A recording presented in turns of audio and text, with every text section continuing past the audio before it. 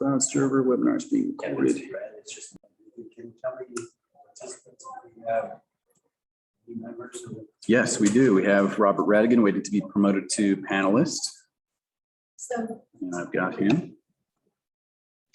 we should be good as far as that. Because the front door says there's.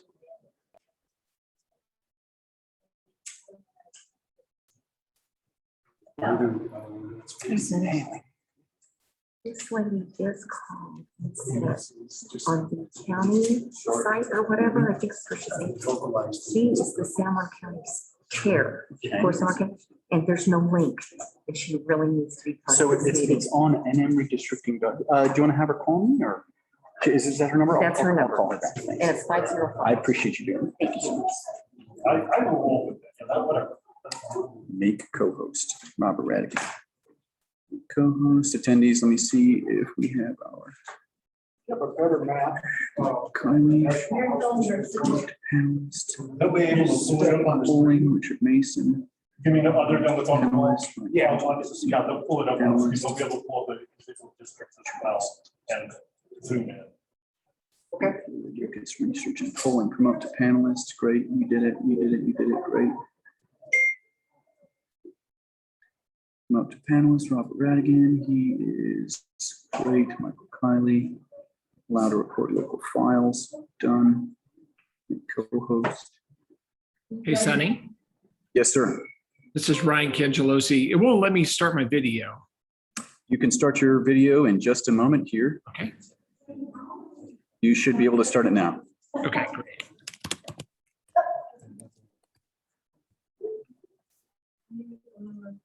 Okay, that's interesting. Co-host Brittany, Brian, you should be able to start. You can start your videos if you like. And now you also have screen sharing privileges. I've made you both. I see Brian's account. Are you, what account are you logged into? I don't see much account logged in. Brian, And so. are you on Zoom? Oh, Yeah. Yeah, just go ahead. Yeah, you click on the link, get in there, and I'll make you able to share your screen.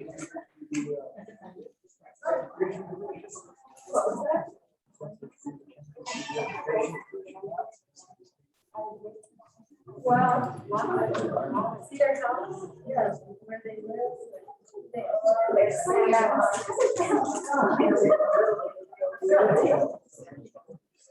I don't know. I don't think. Oh, yeah. I've got 3:01, so let's call the meeting to order. Yeah, hi. No, I was told you needed to get the Zoom link for the district. Okay. Yeah, yeah, no, for sure. So please go to nmredistricting.org. Good afternoon, everyone. Welcome to the Citizen Redistricting Committee meeting in San Juan County. My name is Edward Chavez. I'm the chair And redistricting. committee. I will begin by taking a roll call. Joining us as members of the committee on Zoom, Robert Radigan. Good afternoon, Mr. Chair. Are we doing introductions? I'm sorry, I missed a moment there. We'll do introductions right after we develop a form. Ryan Cangelosi, I'm here, sir. So Michael if you Sanchez. press, there should be at the top of the page, there should be. Mr. Chair, pardon interruption. Can we ask that the public comment microphone be muted? I can hear staff talking there.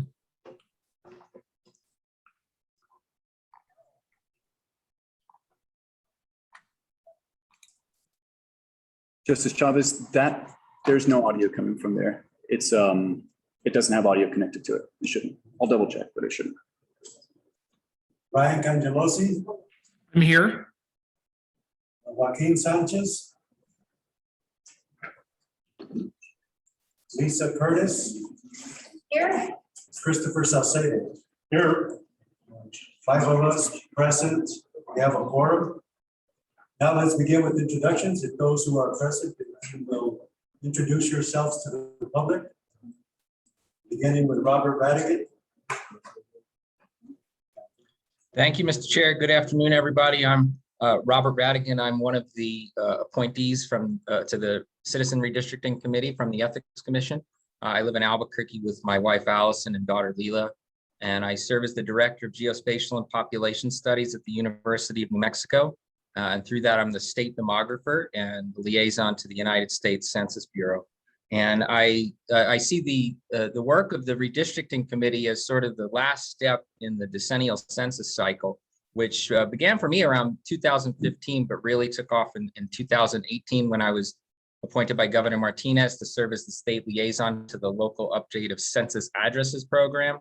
And then more recently, I was appointed by Governor Lujan Grisham to serve on the New Mexico Complete Count Commission, which was a broad nonpartisan collaborative that worked to motivate every New Mexican to respond to the 2020 census. And I learned through that process just how different messaging and outreach and taking public input was in places from Albuquerque to tribal New Mexico to Farmington or Silver City or Las Vegas, and that it's critical to hear perspectives from each community. And in that spirit, I've been really enjoying hearing from diverse New Mexicans about what's important to them in redistricting, and in hearing from New Mexicans about their communities of interest and how they should be considered when we begin drawing maps. And with that, I'm eager to hear from the public again today. Thank you, Mr. Chair. Thank you, Mr. Radigan. Mr. Cangelosi. Hello, Justice Chavez. My name is Ryan Cangelosi. I am a resident of Albuquerque, New Mexico, born and raised. I went to Del Norte High School, got my undergrad and graduate degrees from the University of New Mexico, and I currently serve as the Director of Economic and Community Development for the UNM Health Sciences Center. Before coming to UNM or starting to work at UNM, I worked for Governor Susana Martinez in her office, and I'm really honored to be a part of this committee. I think redistricting is very, very important for the state of New Mexico, and now doing it through a Citizens Redistricting Committee, I think is a great step in moving forward in transparency. And so I love working with everybody on the committee, and that's it, sir. Thank you. Thank you, Mr. Cangelosi. Mr. Curtis? Hi, everybody. I'm Lisa Curtis. Feels kind of odd to talk about yourself in these public meetings time after time. So I don't want to, I want you to understand that I'm here to listen to you. I think of myself as your representative. Right, I've been an attorney, a trial attorney, representing people, and the people, frankly, from this area, from Farmington, from the Navajo Nation, for almost 30 years. In fact, tomorrow I'm meeting with 2 families that I represent up here. All right, so I have 4 kids in their 20s. I have 3 grandchildren. I'm also the chair of the nonpartisan New Mexico Commission on the Status of Women. So I think this is, as Robert said, and I think Ryan and we all echo, this is the first time for the citizens to be drawing maps that'll then be recommended to the legislature to pass. All right, if we have good participation, I have a lot of faith in this system. All right, so thank you for being here, and we look forward to hearing what you have to say today. Thank you. Mr. Salcedo? Thank you, Christopher Salcedo. I have a law practice in Albuquerque. I've lived there now for 25 years, but I was raised in Doñana County, southern part, in fact, south of Las Cruces. My wife is an educator. I have 2 kids. Youngest is about to enter his junior year of high school. So redistricting is something that I've been involved in different capacities over the years. And quite frankly, I was honored to have this opportunity. I was appointed by Senator Greg Bach. So thank you, and I very much am anxious to hear what everyone has to say today. Thank you. My name is Ed Chavez. I was appointed by the State Ethics Commission. I am a retired justice from the New Mexico Supreme Court. I was educated at Eastern New Mexico University, got my law degree at the University of New Mexico. Got my family here in New Mexico, 3 children and 8 grandchildren. I have been retired for 3 years, but I have been involved in all three branches of government on a volunteer basis for a number of different issues, and redistricting happens to be, in my mind, the most important one because it only comes up once every 10 years. And this go around, the legislature appointed this committee or created this committee. And the most important idea is that we get public input and that we also make sure that your public input is taken seriously. And we have some plans for doing that by having meetings throughout the state. We have a website where you can submit written testimony. You can draw maps. If you don't feel comfortable drawing maps, we have tutorials on the website at nnredistricting.org that you can look at. If that's not enough, you can sign up for trainings that are free. And so we encourage public participation. I think the public participation, we will have a better shot at proposing maps that will allow you an equal and fair opportunity to elect representatives of your choice. So I look forward to the public's input. Next item on the agenda is approval of the agenda. Justice Chavez, if I might interrupt for a minute, I'm being told that we're getting some distortion from this mic, so I'm just going to actually go ahead and turn this one off since you're talking about it.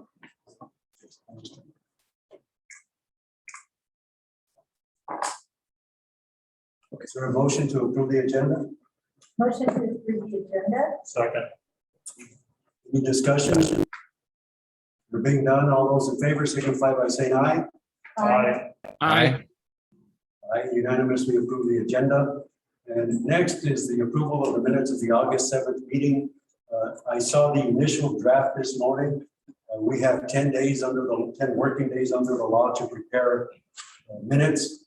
The minutes would have been for Saturday's meeting and they were not ready for us to approve at this particular meeting. And as soon as there is a draft available, I will put it on the next agenda. Is there any dissent to that approach? Anybody disagree? No, sir. Thank you. Next, what I want to do is explain to the public how we are going to proceed. We actually have three ways that people can testify today. The first way is here publicly. We're here in Farmington, New Mexico, San Juan County. And obviously you folks can come up to testify. You'll stand where the mic is and make your presentations there. As you do that, you will be on camera so that people who are appearing by Zoom will be able to observe you and also to listen to your testimony. The other way we have is we have a satellite facility in Gallup, New Mexico. And there in Gallup, people, the community may have come together to testify just like you folks are here to testify in Farmington. They will testify via Zoom. They will be in front of a camera with a mic so that you can observe and listen to the testimony that comes in from Gallup.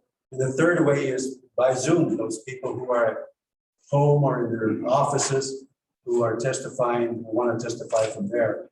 So what we will do is I would ask that people who are on Zoom, if you already know that you want to speak, if you will raise your hand, go ahead and do that so that the facilitators will know that you want to speak. Those in Gallup, if you would do the same thing, let the facilitator who is there with you know that you want to speak, and she will communicate with our moderator, Lily. If you'll stand up just to.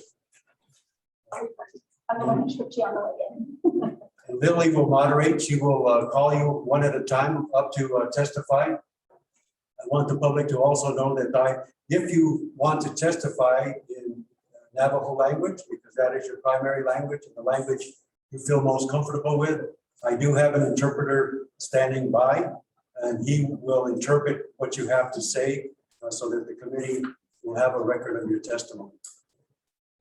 With that, I don't have a time limit for you to testify. I just ask you to remember that there are other people that want to testify, both here on Zoom and in Gallup. And so if you'll just make your point, that would be great. The committee may have questions of you because it's important that we understand your position, and we might have some questions to draw out some details. So with that, the next thing we will do is go to Brian Sanderoff. He's with Research and Polling. He has been involved in New Mexico redistricting for, I think, 5 decades. And so he has a wealth of knowledge. He will explain the fundamentals of redistricting, what we can consider, what we may consider, and what we cannot consider when drawing maps. And he's very knowledgeable about all the communities in New Mexico. So I think you will find him to be a wealth of information at these meetings. So Brian, are you ready? I'm ready, Mr. Chairman. Thank you very much.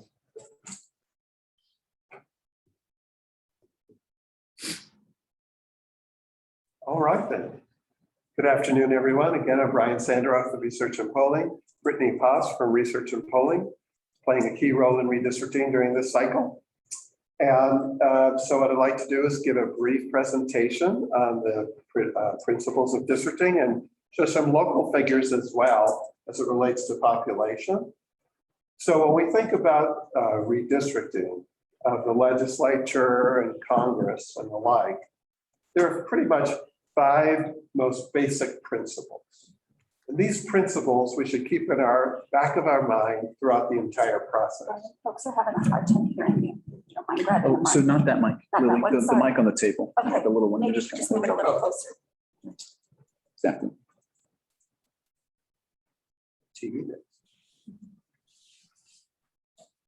How's that? So does that sound okay? Okay, are the people in the room? Okay. So there are basically 5 principles to redistricting that we should keep in mind. And these principles are here on the screen. Basically, we want equal population among the districts. Every 10 years, we have to adjust these boundaries in order to account for population shifts. Minority voting rights are very important to protect the, not to dilute the voting strength of ethnic or language minority groups. Contiguity, the precincts within districts must be touch each other, at least in one pointed space. Compactness is an important issue. You know it when you see it. Are the districts looking like snakes, or are the districts looking like circles and squares to be compact? And then there's communities of interest. Communities of interest pertain to all other factors that are important to you. Social, economic, shared values, shared interests, put together districts where people have something in common. Now, equal population could mean different things for Congress and the legislature, and we will speak to that. Right now, the Census Bureau has released the statewide population, and we know that our population in the state of New Mexico is 2.1 million people. That's been a change of only 58,000 people in the last decade, for a percentage change of 2.8 percentage points. So in other words, our population has changed or grown by 2.8% in the last decade.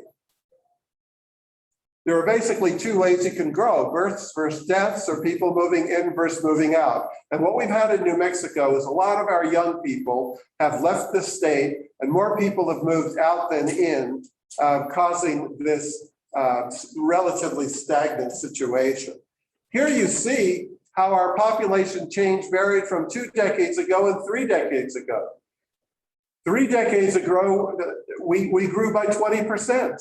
Then 2 decades, 13%, and so on. So we used to be growing at a much faster rate.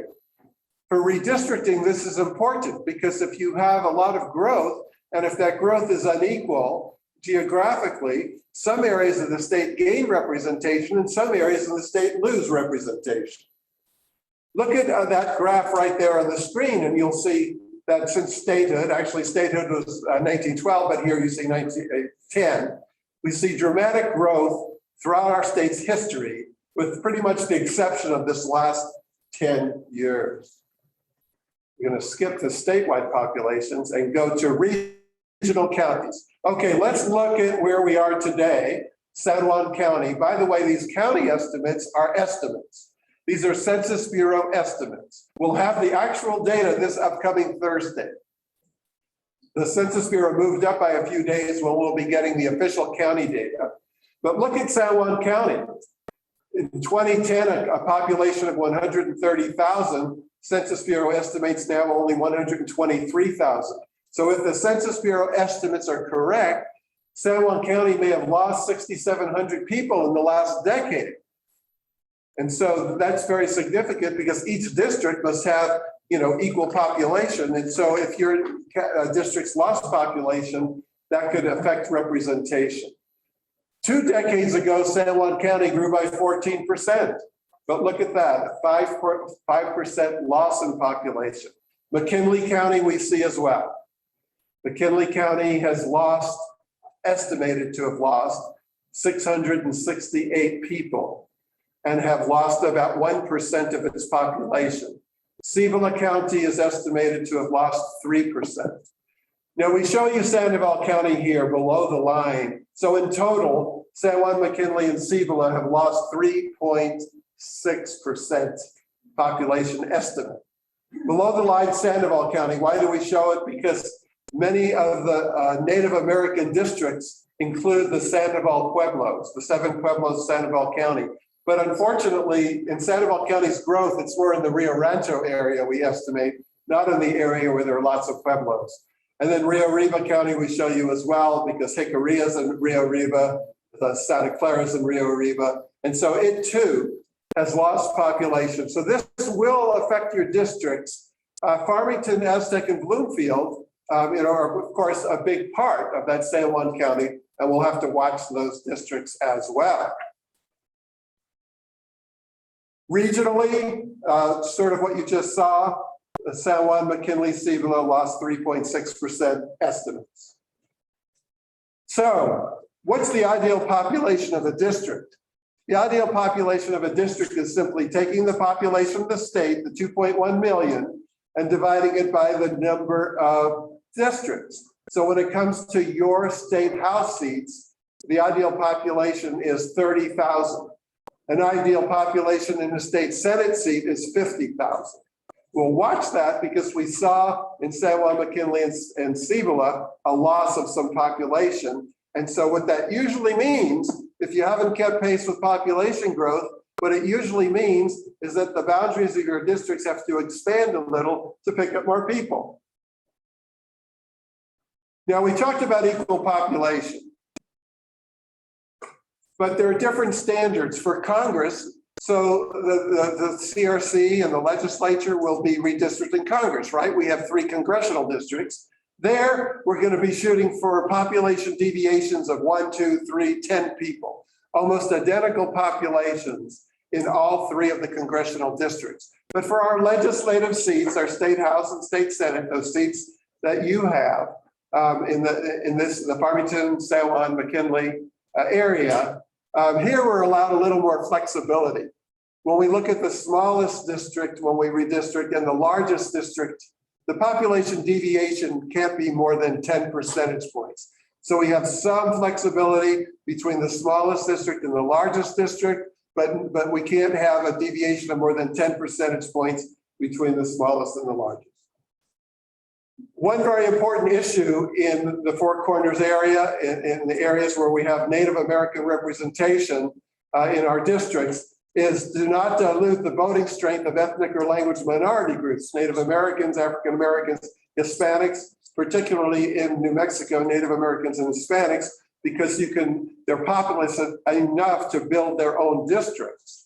So we're not going to get into the law here, but suffice to say the Voting Rights Act will be followed carefully, and that would give a minority population an opportunity to elect candidates of their choice. Whereas we want to make sure that certain districts are required by the Voting Rights Act, at the same time, we don't want to racially gerrymander. We don't want to make race the only issue in subordination of traditional districting principles. And so we watch out for racial gerrymanderings. You've heard the terms packing and cracking, where you put too many Native Americans or too many Hispanics into one district, making it difficult to have more voices. Cracking is the opposite, where you divide and conquer. We avoid that, or try to as much as we can. Compactness. Look at the district on the right. That's a congressional district in Texas from 1991 that got lots of fame at the time. It's not very compact. You can see it, you know it. Look at all the points in space where the blocks barely touch each other. That's called point contiguity. Sure, they touch at one point in space, but is it really contiguous? Is it really compact? And the court said no. This particular committee in front of you, the CRC, it has certain traditional districting principles that must be followed because of the law and because of the rules of the CRC. Here's what they are. The CRC shall recommend districts to the legislature that are reasonably compact, contiguous, and attempt to preserve communities of interest, taking into consideration political boundaries, tribal boundaries, geographic boundaries. In Albuquerque, we heard a lot of people speak about the Rio Grande and how that divides the west side from the North Valley. And so they thought that that geography should be considered when drawing districts. So we have lots of different geographic features, political features, counties that can be considered to keep communities of interest intact. Also, we're looking to draw districts that keep precincts whole, and this committee can only split them if necessary to comply with the Voting Rights Act. This committee may draw districts to preserve the core of existing districts, but if they do, that traditional districting principle must be subordinate to all the ones above. The CRC, this committee, shall not draw districts that take into account partisan election data or voter registration data, except to comply to the Voting Rights Act. And they should not consider the voting interests of incumbent politicians unless to avoid pairing them. But if communities of interest are sacrificed by pairing them, then don't pair them. Then it's okay to pair them. So in other words, communities of interest shall remain important even when taking into account the incumbents. In New Mexico, half the population is estimated to be Hispanic. 9% of the population is estimated to be Native American. We'll get the exact figures on Thursday. 2% African American, 3% Asian. Okay, the non-Hispanic white population in New Mexico is only 36%. So we are a majority minority state from that perspective. Also, most Hispanics in New Mexico were born here. Places like Arizona and California, those statistics are a little different. Look at the state divided into the north and Albuquerque Metro in the south. Actually, southern New Mexico has a higher percentage of Hispanics than the other regions. In the north, 40% of the northern half of the state. It's Hispanic, 48% in Albuquerque. Among the Native American population, 25% of the northern half of the state are Native Americans. Only 5% in Albuquerque Metro and 2% in the south. Of course, the south also has Mescalero, and of course, there are many Native Americans who do not live on tribal lands. So my final slide, I think, is this. Under the current districts that we have, there are 6 Native American adult population districts in the House. In other words, where 62% or more of the population are adult Native American in the House, and 29 districts where the adult Hispanic population, 50% or more, 29 districts that are adult Hispanic. In the Senate, there are 17 adult Hispanic districts and 3 adult Native American. Why are we showing 62% or more to define an adult Native American population and only 50% or more to define an adult Hispanic population? That's because the courts and the tribes have told us in the past, 50% sometimes isn't enough to build an adult Native American population district. In order for Native Americans to have an opportunity to elect a candidate of choice, the courts have determined that that percentage should be in the 60s, because sometimes Native American voting behavior is not as high. And even among tribal governments in New Mexico, they have advised us in the past to keep that number also in the 60s. Whereas usually a 50% Hispanic district is sufficient to allow Hispanics to elect a candidate of their choice. With that, Mr. Chairman, I'll conclude. Thank you. For those in attendance and on Zoom, if you're interested in the PowerPoint presentation that Brian just gave, We will have that on our website, nmredistricting.org, so that you don't have to rely on camera shots of it. With that, I think we will move into public input. And let's make sure that they're careful with Yes. the tripping hazard. Yeah, so we're gonna all watch our step, or you might watch me do a cartwheel pretty soon, if I start to trip. If you have signed up, I'm gonna call on you first if you put a star by your name, but we'll be giving an opportunity for folks who maybe have a change of heart to weigh in as well. And so the first person we have up is Mr. Matt Dodson. Mr. Dodson?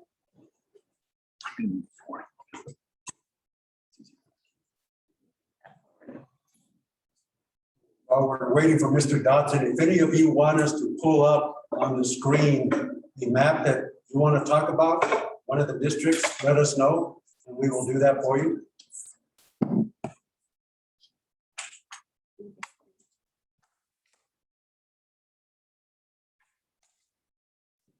Try to reduce the cartwheels.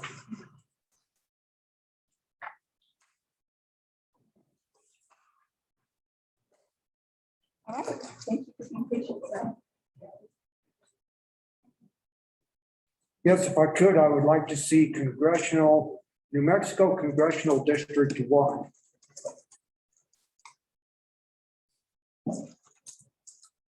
Would you tell us your name just so we can write it down? Yeah, Matt Dodson. So this is New Mexico State, not federal. Oh, I'm sorry. You wanted the state house? State House or? State House. Yes.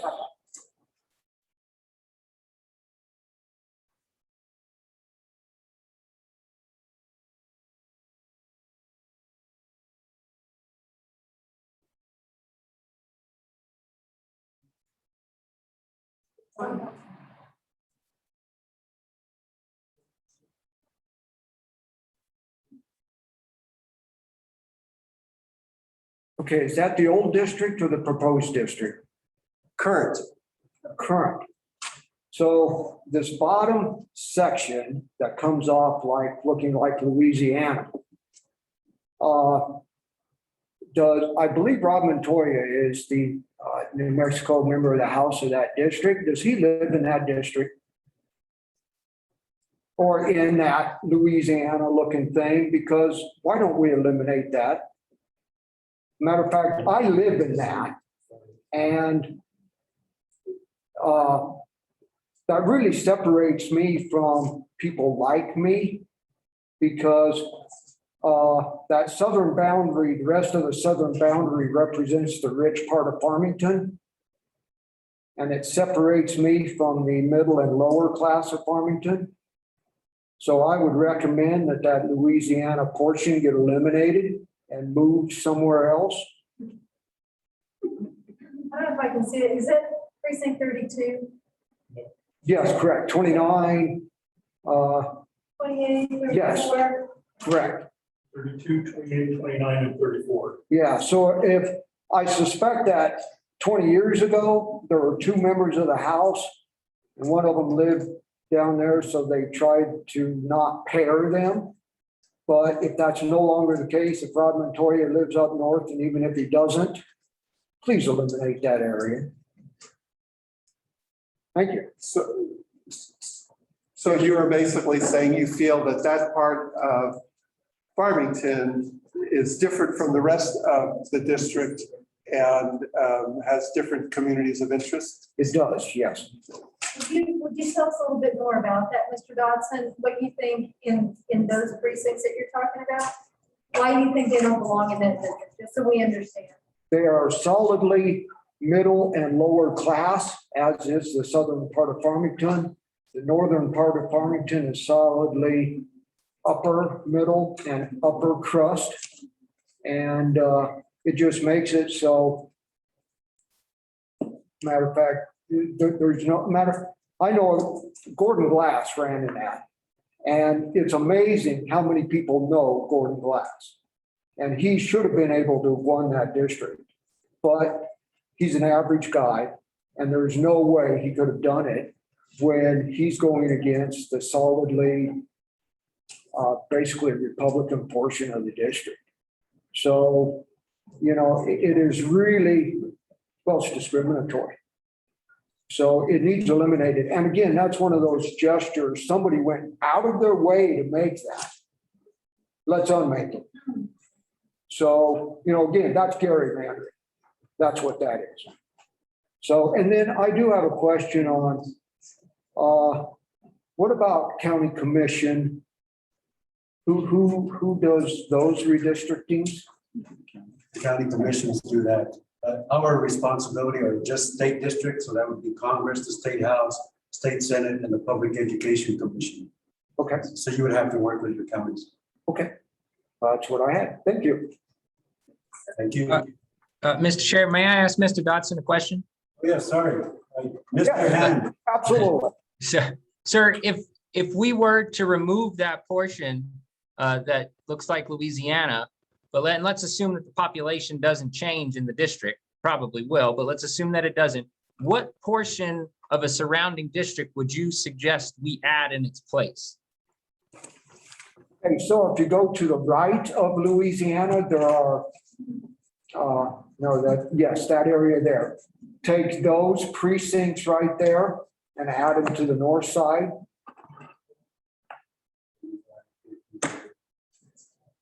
So, yeah, something like that. Thank you. Thank you. Can I ask you a follow-up question? Because Robert asked me a question.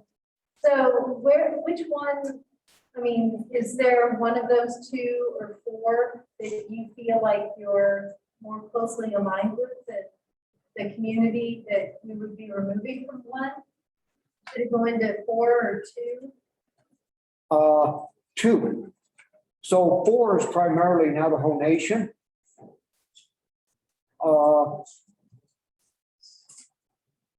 Matter of fact, 2, where it goes over, that is Highway 64 and it's marked as Highway 64.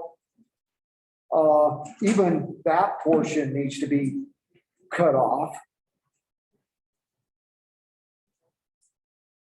Now, are you guys trying to keep religious communities together?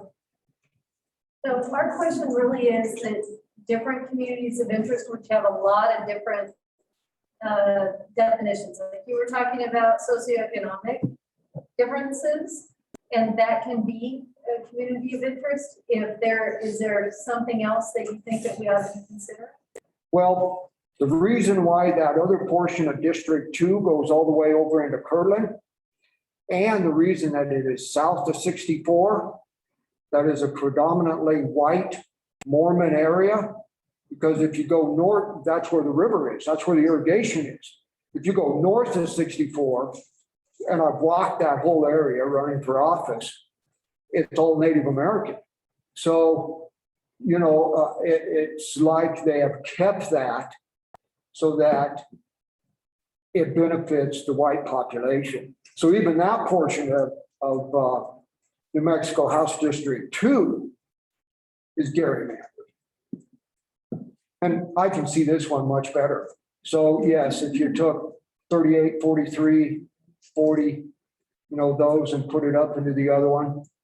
Now 30 is a lower economic area. But basically the further south you go, the further east you go, the poorer it gets. So except for, again, that area that encompasses all of the prime irrigated farmland in District 2, and I think that's one precinct, which is precinct 50, if I'm seeing it correctly. Right below. Yes. Yeah, that almost needs to be put over into District 4. But I don't know where you would pick up other property from except for to go even further east of Bloomfield. So, and yes, the population difference is going to make you do some changes anyway. But, those 2 things that stick out, they were gerrymandered in the past and they need to be ungerrymandered. So that'd be my recommendation. Yes, thank you. Yeah, thank you, sir. Thank you. Thank you.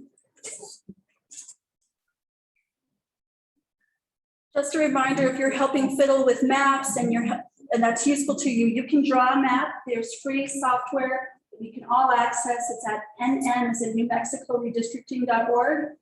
And you can draw the map to help give some input. The next person we have up is Miss Lori Wiyaki.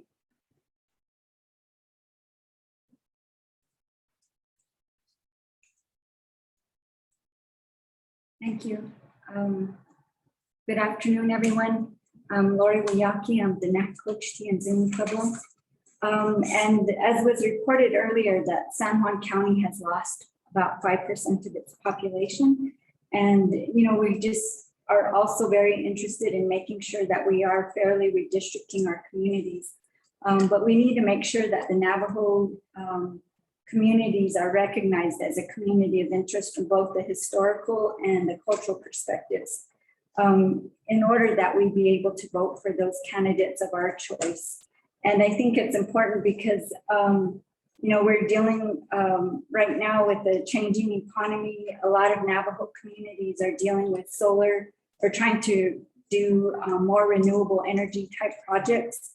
So like the solar energy is becoming a big deal, as well as working to strengthen our infrastructure and preserving the essence of our culture. And so I think, you know, in the past, it is true that a lot of Native communities ask for a higher level of citizen voting age population. And we, again, want to just make sure that that's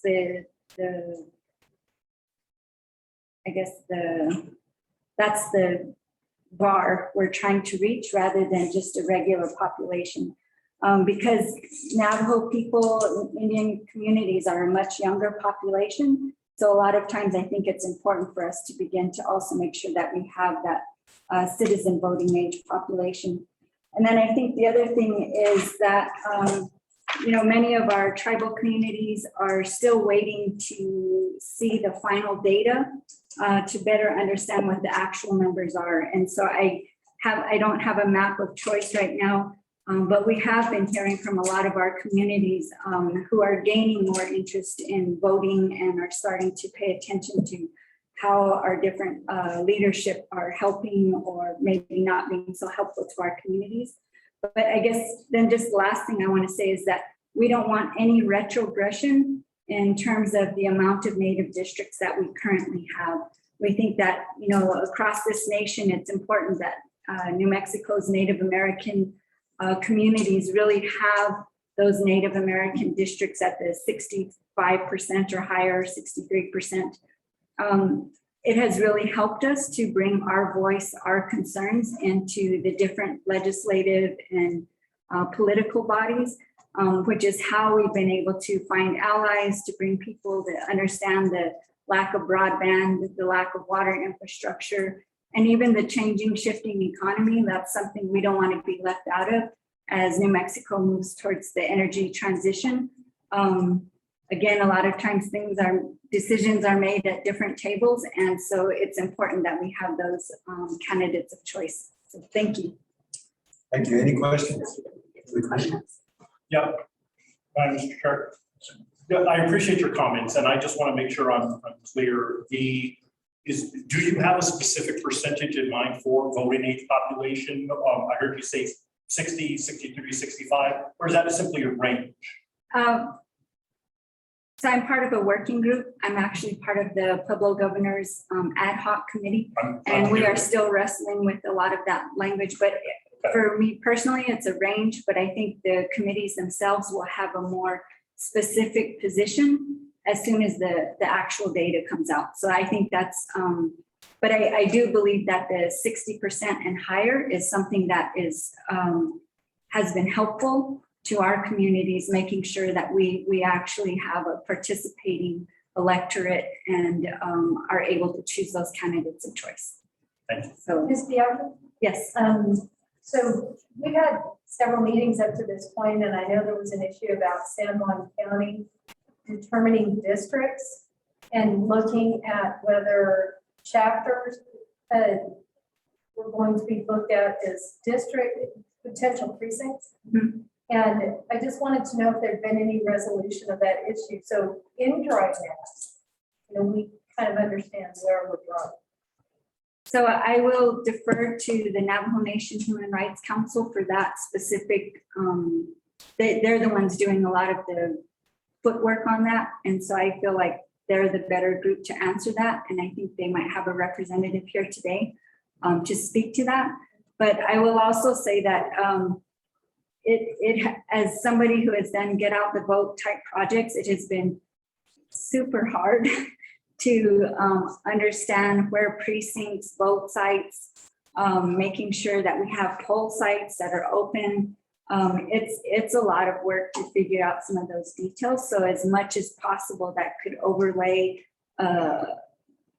more clarity from the ground up level. So like how people really live and operate would be helpful in terms of then creating those districts according to something that makes sense to us versus you live 2 miles from the local polling place, but you got to go 20, 40 miles to vote or whatever those things are. So, yeah. Are you all proposing any, are there any changes that that you're going to be requesting? I am pretty, any of these districts right now? I'm pretty sure there will be changes, but I will defer to my own leadership on making those points. Just we're working in collaboration, and I said I would be here today to sort of listen in and pay attention. But to let you know that as all of our communities, we really are striving to understand our own community of interest and how we then relate to allies outside of our own communities. Because, as New Mexico, we are really interested and invested in what is fair for all of us. Mr. Chair, this is where I just want to take a moment to thank Ms. Waiki for her tireless efforts to get everybody in Navajo Nation and all our tribal communities counted in the 2020 census. It was quite an effort even before the pandemic. And then the community was faced with the trauma of how hard Navajo Nation and our other tribal communities were hit with the pandemic. And Ms. Waiki and her colleagues did not let their foot off the gas. And we're going to be working with good data as a result of that. Thank you. Thank you very much for that. Thank you. Thank you, Ms. Wiaki. And next we have Representative Montoya. Sir.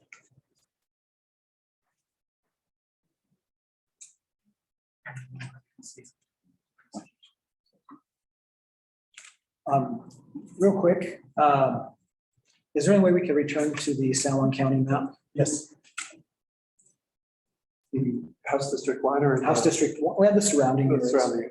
Yeah. Thank you for coming by, Representative Montoya. Oh, thank you, Mr. Chairman and Mr. Justice.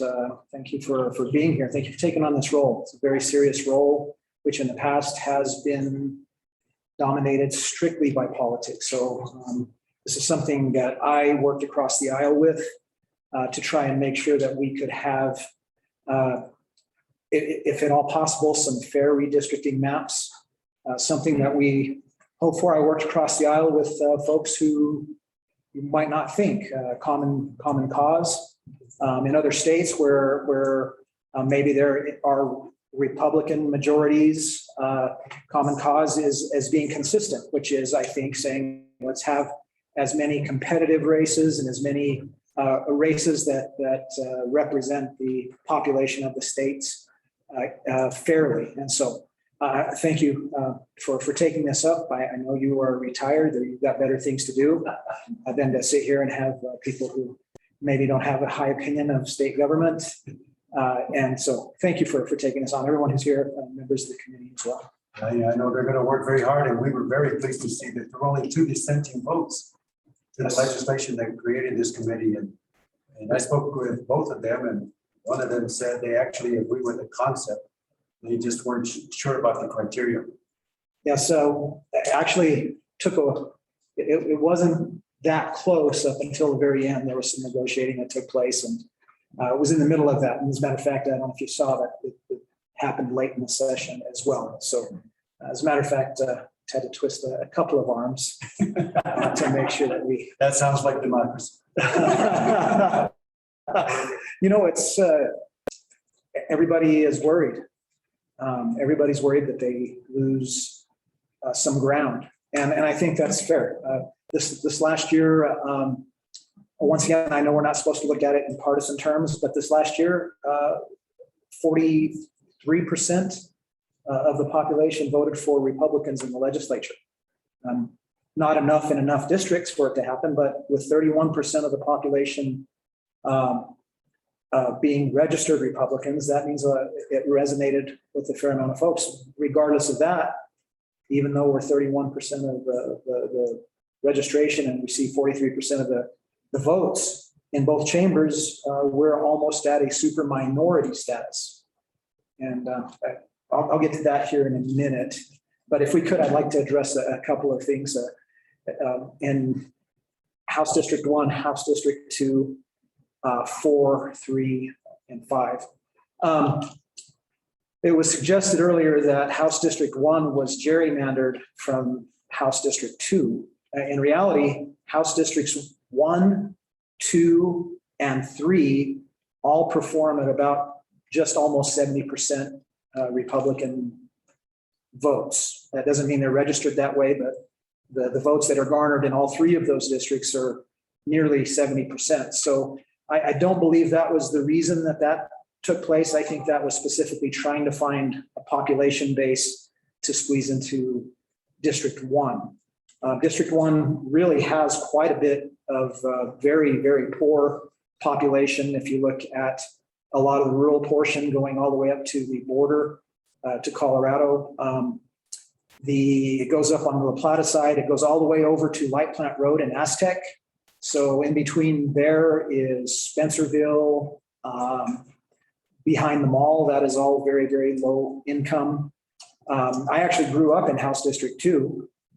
I am a little amused that it's suggested that we need to do something about House District 1, which is about 70% Anglo that voted for a Hispanic who's married to a Native American. So it's just a little amusing. But House District 2, like I said, it performs at about 69%, 68, 69% historically as it is. I do believe that there's a reason those districts are drawn like that. In part, it is to try and protect Native American populations, which are in 4 and 5. If you look at those districts, 4 not so much, because they moved it into Farmington. District 2 and District 1 are Farmington to the east. District 4 actually comes now into Farmington, which had to happen because of the loss of registration and loss of people in that portion of the county. And if you look at 9 and how it goes all the way up, that's a very, very, very light population. So District 1, District 2, and District 3 are all pretty heavy in population. 2 has lost some over the last several years because they've migrated north to better housing if they could afford it. And some of that has been taken over by industrial areas. So, but in reality, 1 and 2 and 3 all perform at almost 70%. So I don't see that gerrymandering. I think what was correctly stated at some point. I think there were maybe a couple of representatives that lived close to each other and they tried to find a way to population. But really, District 1, I think, is the most highly populated district in all of San Juan County. So I get more votes than several senators in their districts across the state.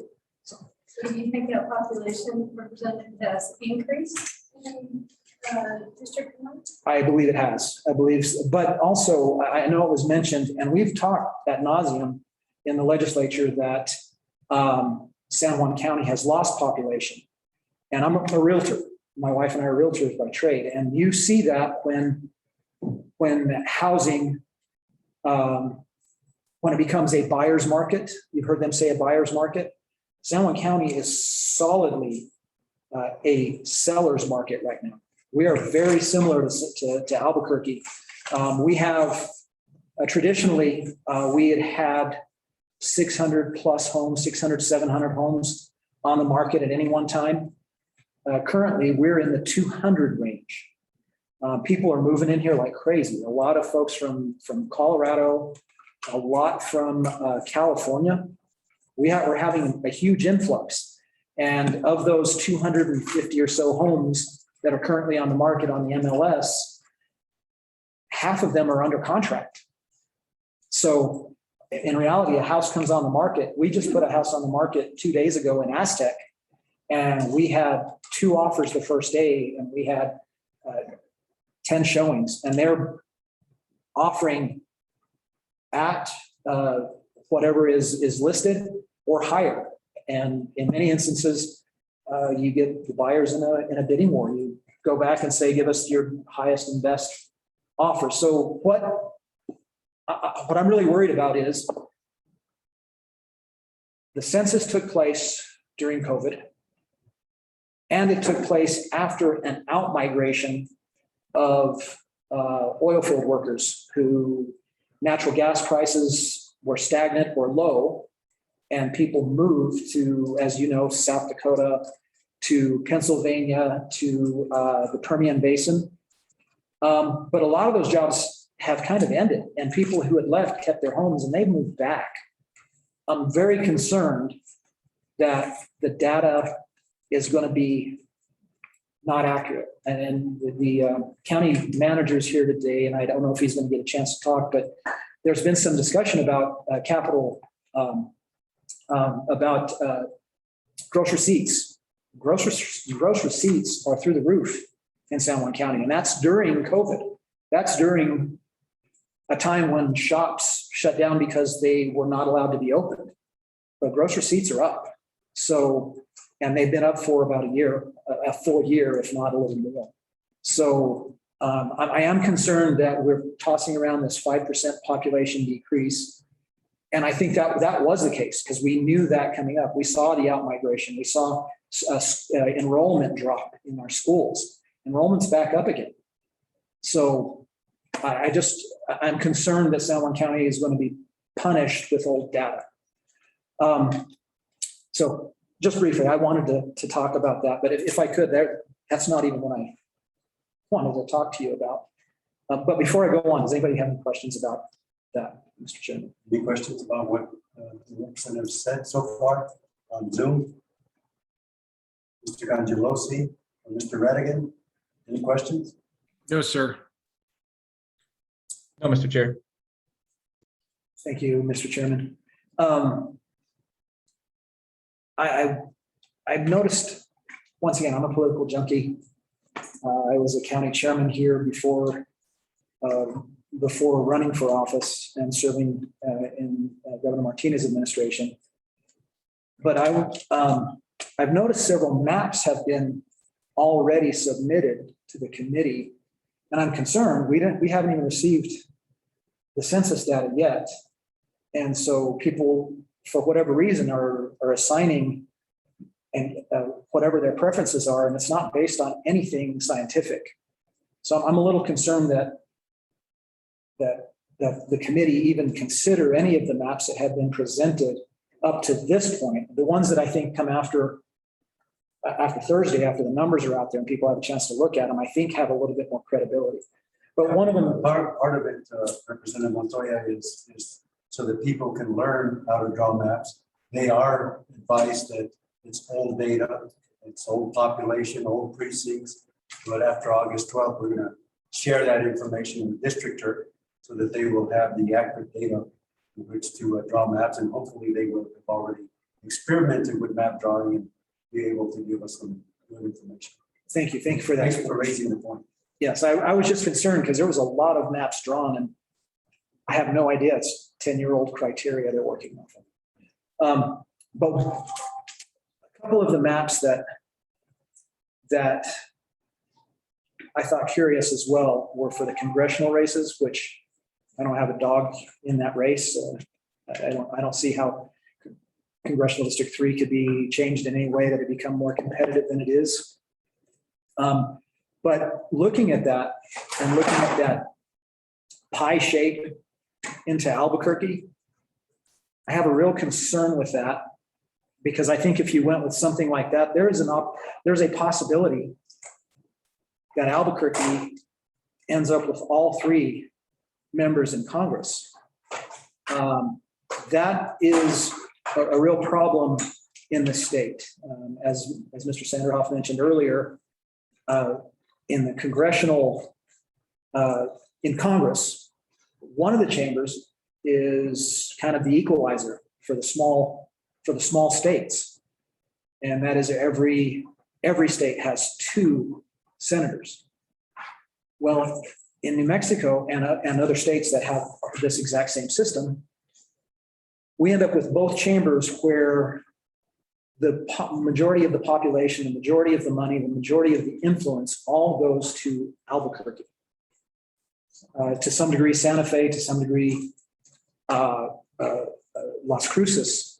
But the Rio Grande corridor, which has a very, very small percentage of the land mass, none of the water, makes all of the decisions based on a metropolitan mindset.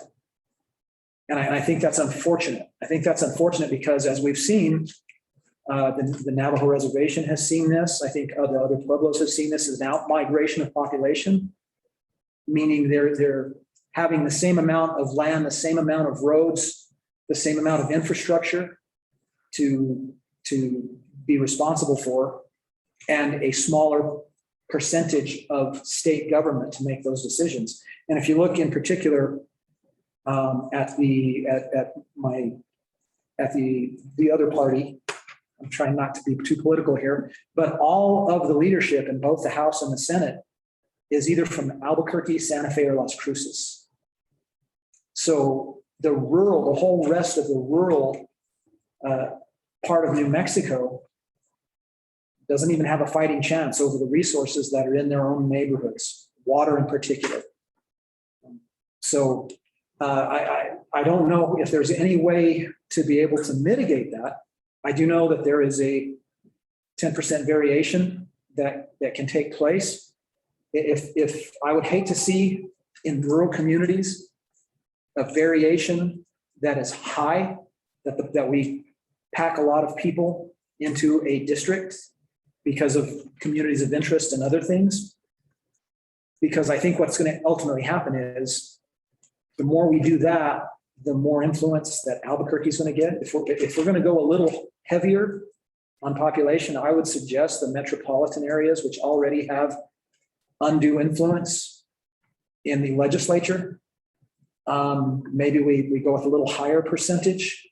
Now I did go back and look at the 2020 elections, and there are some districts in the Albuquerque area where there was a very high population in a district in Albuquerque.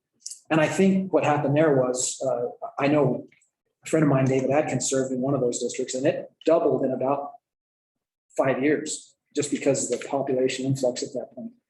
But I'm very concerned that there's a new minority group that I would say needs to be protected, a new community of interest that needs to be protected. And I think that would be rural New Mexico. They are losing influence across. That's Republicans, Democrats, where you see us working across the aisle. Generally, it's where rural communities are banding together because we have common interests. And so, to whatever degree rural communities or non Rio Grande corridor communities, as much as possible, if we can try and make sure that they don't lose any more influence than what they already have. That is not Republican or Democrat that you hear I'm saying. This is pretty much just a group that has lost a lot of influence. And there's a lot of anger out there where it feels like people out of Albuquerque and Santa Fe in particular are making decisions that harm rural communities. And so that to me, to whatever degree that can be, but other than that, the only other thing that that I'd like to suggest is the work that went, as you stated, only 2 people voted against.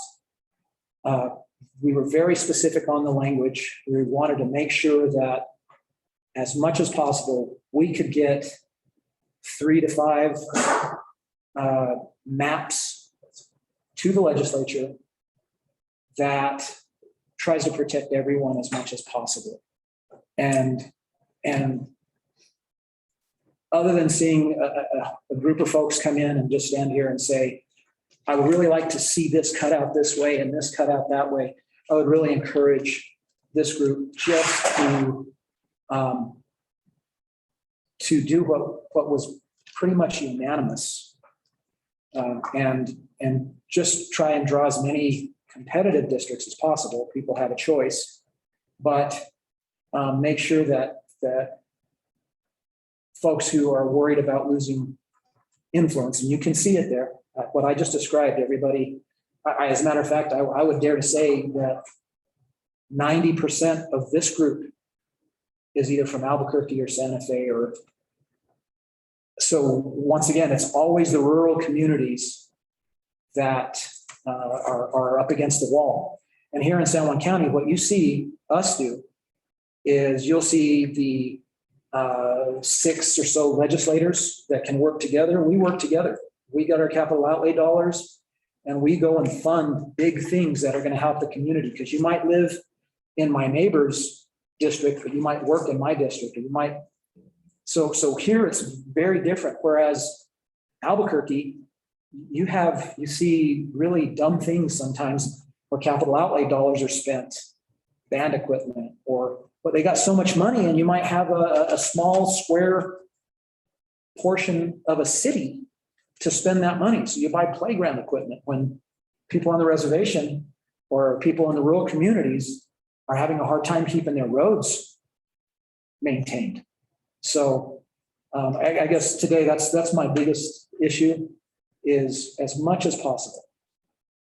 I speak for rural communities across the state. As much as possible, try to not dilute the influence of the rural communities. Hi, Representative Montoya. Because there's a really practical part of this process, right, that we have to execute. And this is your part of the world. I'd really like to know, even though we don't know the numbers for sure, okay? But if you've lost population in particular areas, when you say keeping the rural parts together, I think I understand what you're saying when it comes to the congressional district. Okay, but and so you're saying don't pick up Rio Rancho for population loss for CD3. You're saying pick up some greater group of, even though it might be a larger land mass, more rural. Is that what you're telling us for CD3? Not necessarily. When I'm talking about CD3, something has to change. CD3, I think, has lost more population. I mean, obviously Albuquerque's grown. The CD1 or CD2 has, I think, grown marginally. I would hate to see the lines redrawn in a way where CD3, which is mostly rural, would lose someone from CD3 representing them, instead having Albuquerque or a metropolitan area be. I mean, as it is right now, it's been Santa Fe who has dominated anyway, but I see this potentially being redrawn to where all 3 representatives in Congress could be from Albuquerque.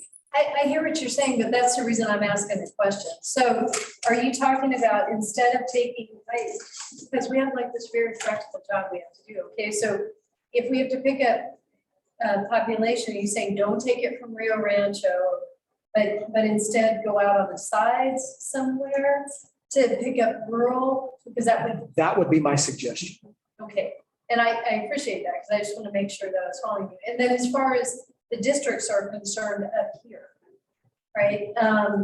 And you heard Mr. Dodson's comments about particular communities staying together. if there are losses in McKinley County, there are losses in San Juan County. I mean, do you have a proposition for us about where you think those changes should be? Well, I would love to see more of Farmington move into District 4. That would make that more competitive. But I would say in particular, if you look at District 9, District 9 is very, very sparse in population.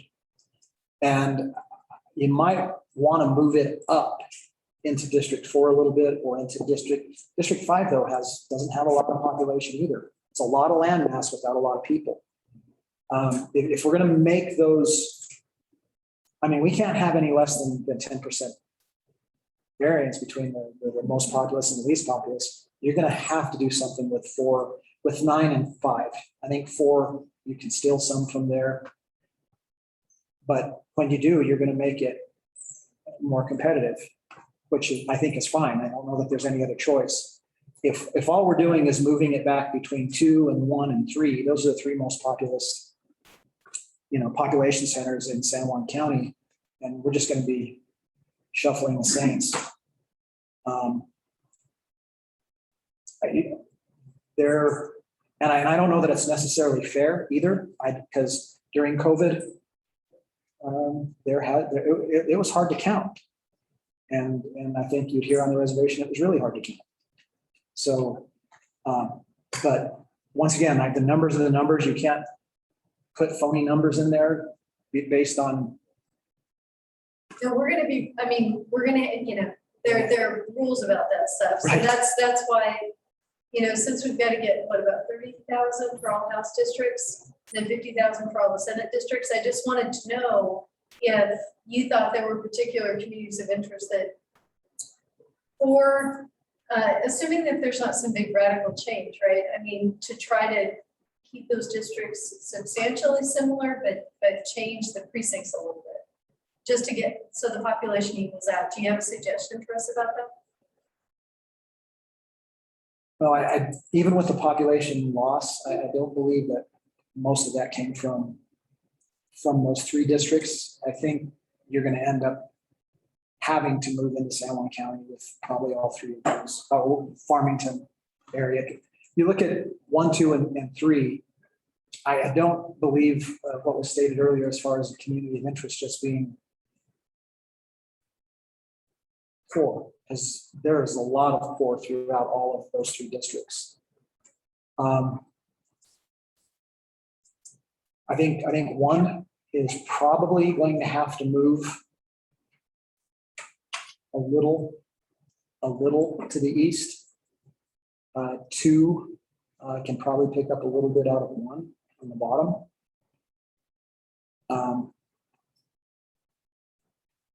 But I believe 9 is going to have to come up into 4, and 4 is going to have to go over into 1. I think you're talking 30,000 people. I think that's what you're going to have to do. I don't see any other way. I don't think there's any way to dilute the population in 1, 2, and 3, because they're already fairly sizable.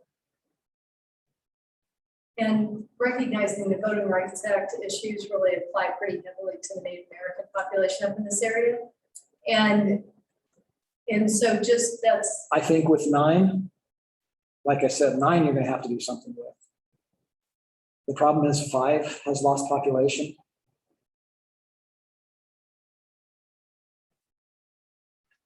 You might have to move 9 and 5 and 69. You might have to move them towards the Pueblos down Isleta, or down, all the way down towards Isleta. But because Laguna Acoma, because 65 is really kind of awkward as well. So that, I guess, your area, that one thing I think Mr. Sandroff has taught us more than anybody else is that if you start messing with one thing, that it just has a bump I know. for everybody else. And So just trying to figure out how, wanting to hear from everybody up here about what they think the best way to move is to capture population. I think, once again, 4 when that boundary moved towards Farmington, it made that a more populous. It's also got Shiprock, which is the largest a Native American city in New Mexico. And it's remained pretty steady. But 1, 2, 3, and 4 just have a lot more population than everything below it.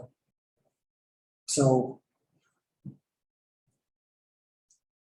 once again, I'm afraid that when you start to redraw these, they're going to be substantially different.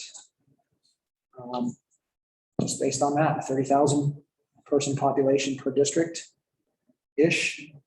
You might, if you could keep all of them near the 25 and pick up that elsewhere. Otherwise, you're going to dilute. You'll end up diluting the Navajo Nation in particular. That's the only way. When they moved into Farmington, it made 4 more competitive. So we did win that with the Native American. So it didn't change it from that standpoint. And I think if that happens and 4 goes into 1, I think you're still going to see, politics is still politics. You'll still see a Native American probably running for that seat to have a chance to win, Republican or Democrat or Independent. Thanks for your. Thank you. You may be asking, I was about to ask a question. Is there any way to see the deviation for 4 or 5, this area right now? You had the population up a few minutes ago, but we have the percentage. They go, there's a mix between some low and some high. They're not all on the low end. Of that back 10 years ago. Right. 4 and 9 do look low. I'm just wondering how low. In other words, are we already starting at -4? By memory holds, we are with one of them. And some are on the high end as well.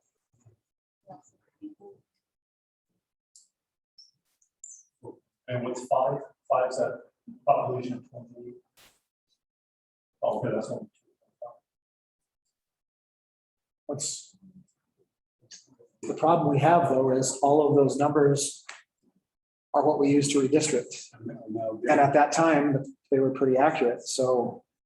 Right, but it's good to know where they started. If they started at -4, then it makes it that much harder. Right. Because you're starting out, then, whereas if they start out in the high end, that's good news.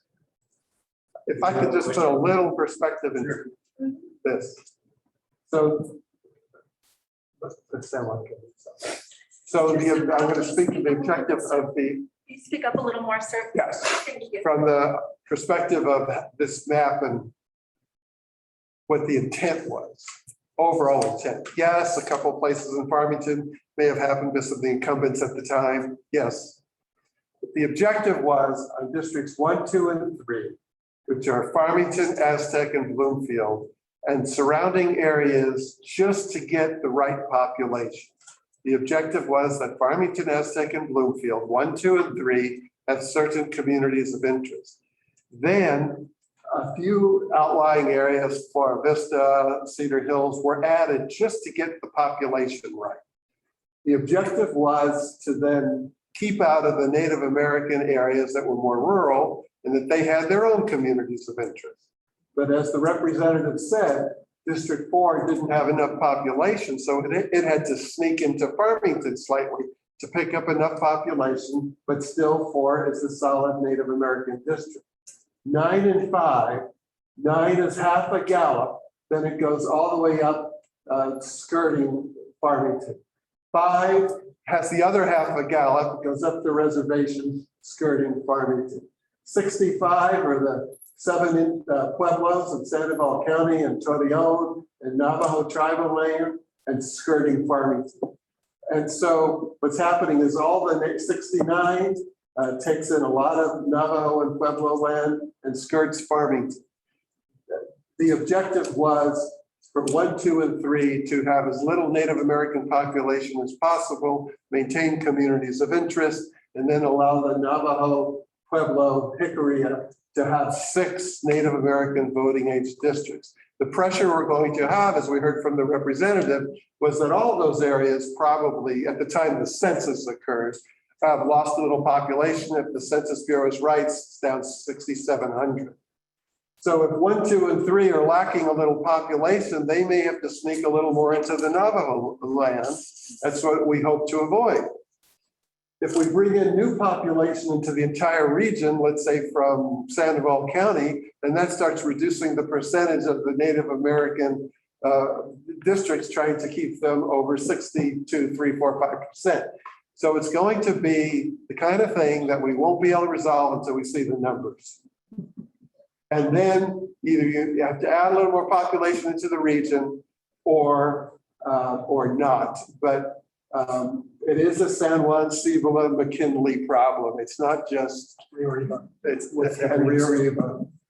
And so we have to wait to see to then make recommendations as to the best way to fix it. Now, these districts that you're looking at, these Native American districts, a Native American working group got together and compromised among Pueblos, Navajos, Jicarilla, came up with a map. This is that map. The judge adopted their recommendations, lock, stock, and barrel, and all the other plaintiffs had to work around the template of these Native American districts to build their plans. So we are looking at the efforts of the Native Americans at the time. And as Ms. Wahik said, we now have to wait and see. Ask Mr. Steiner. Sir, I have 2 questions. Well, please remind me, the plan that was submitted, the Native American plan that was submitted 10 years ago, did it include 1, 2, and 3? Or was it simply the boundaries of that area? I was going to check that. I wouldn't be surprised if it didn't. And there was negotiations that went on with 1, 2, and 3. They weren't all that concerned about 1, 2, and 3.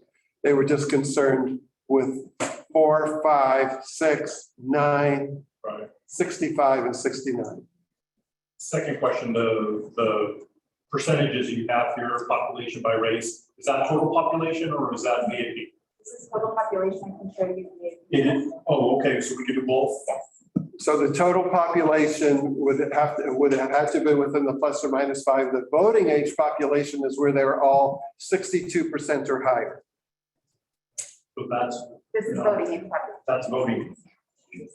So if I might add, every time I look at the map for San Juan County, it's 65 that looks the most, if you want to say gerrymandered. I mean, it reaches off into Navajo, goes up into Hickory, it goes back, goes around. That's the one that looks the most awkward as far as, and I know for the folks who live in that portion of San Juan County, they really feel like that the other representatives are the ones that represent them. Because it's that much different from the rest of that district.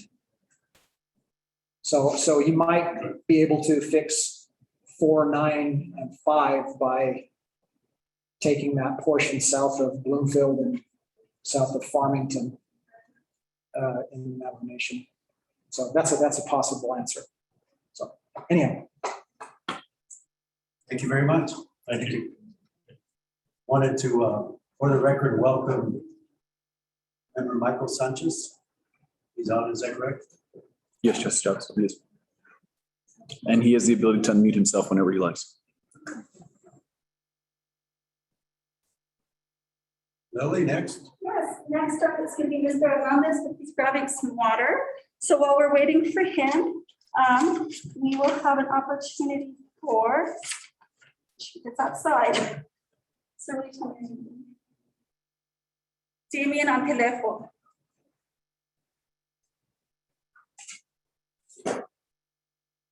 Thank you, members of the committee, for being here today to take public input. After hearing the previous representatives' comments, I do have kind of a fear now that's just been kind of coming up that I'm thinking about, is the creation of double standards. What I heard was the argument to centralize Albuquerque, to just kind of keep it in one congressional district, because Albuquerque does have parts in all congressional districts. But yeah, at the same time, when it comes to House District 1, which is my district, I live in that tail that is urban Farmington that also has a majority of rural Farmington in it as well. And so for me, it's like, why is there going to be those two standards? And for me, that's what I would like is if we're going to try to centralize communities, whether it's urban or rural, keep the standards the same across the state districts as well, along with the congressional districts, because that's one thing that has prevented me myself from running for House 1 or county commission because of that little tail, because of the rural areas in my districts. Thank you. Any questions? Ready? Thank you very much. Thank you.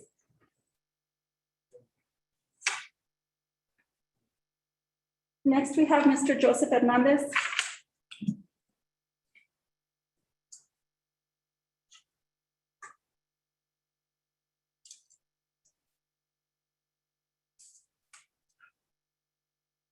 Yeah, good. Greetings, Justice Chavez, members of the CRC. Joseph Hernandez, Clogan Nishle, Nake Beshichi, Ushin Dachiche, Nake Dashinilla. I am from the community west of Shiprock called Gariaha, and from Toa, and I live in the community of Gariaha. And from my chapter house is Gariaha Tokoa chapter, one of 110 chapters that's on our local governments that are on the Navajo Nation. I'm also the community representative for the Shiprock Head Start Center 1 and 2, and the vice president of the Parent Policy Council of the Navajo Nation Head Start. We oversee all 88 Head Start centers. But I also work for an organization, a community-based organization called NAVA Education Project, and I am the Dene Energy Organizer for them. But I really want to come here as a community member, because the work I do in the community on the Navajo Nation, I hear from my different communities, about the issues, especially the issues of representation. So I come before you today to state the need for district maps to be drawn. That gives members of the Navajo Nation appropriate and adequate representation. But with that being said, I am also asking the committee to remember that the Navajo people are not monolithic groups. Keep in mind that each chapter is its own governing body and diverse entities seeking representation based on their communities of interest. Navajo members have expressed that House District 4 needs to be representative of the communities which it affects. And of those communities, it includes the Nenahanzaj and San Juan chapter. Over and over during each legislative session, that there's always a struggle for that representation, but there's also a barrier, a natural barrier called NAPI. That divides that community between the rest of House District 5, which those two communities are in. Navajo, we want to make sure that we are drawing districts which strike up the delicate balance between packing and cracking, and that sometimes it is best to make sure that we are looking at all the statistics between population and voting age population. This is especially important at the congressional level, where we are looking to find ways to really maximize the Native vote. Whether that means a stronger Native voting bloc near 18%, as shown in some of the maps, or a more balanced approach. It is vitally important that the committee continues to embrace and uplift the Navajo, Apache, Pueblo, and urban native voices throughout this process. Yeah, thank you. Questions?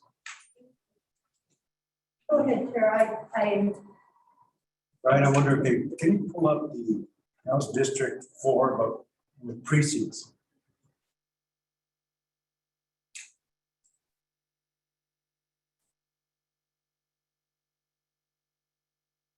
So not as what I like to see is, if it's possible, if you could get us to the San Juan and the Fayette chapters by looking at precincts so that we get the visual of what you're talking about.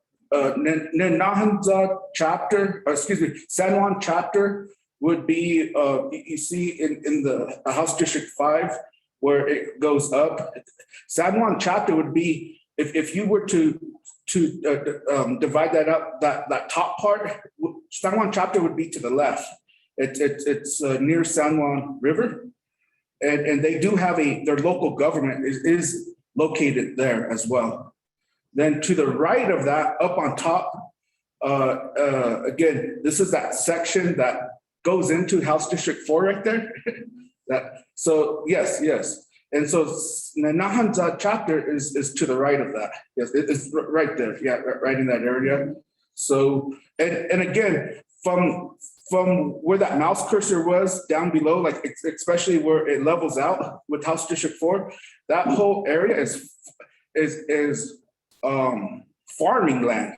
Not just any farming land, it's commercial farming land. So there's really there's a few communities in there, but the majority of that is made up of the commercial farming land, which is really dense, so.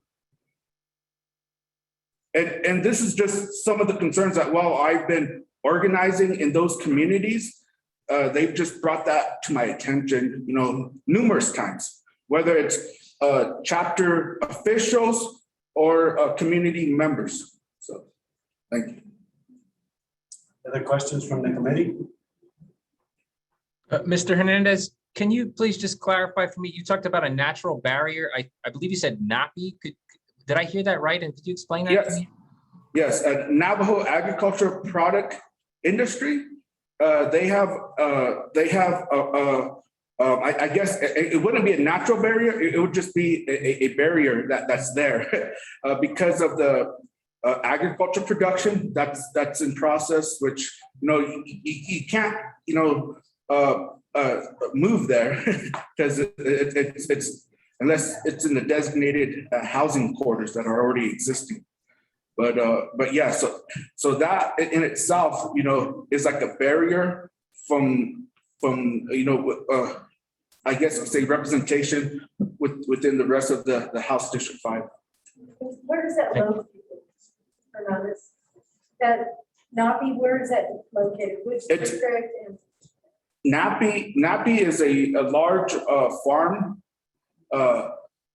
area, and it's located both in House District 4. It's located it's right above the river, where the San Juan River is. It's just south of the San Juan River, but right where that mouse cursor is at, that's really where a lot of where the NAPI production warehouses are.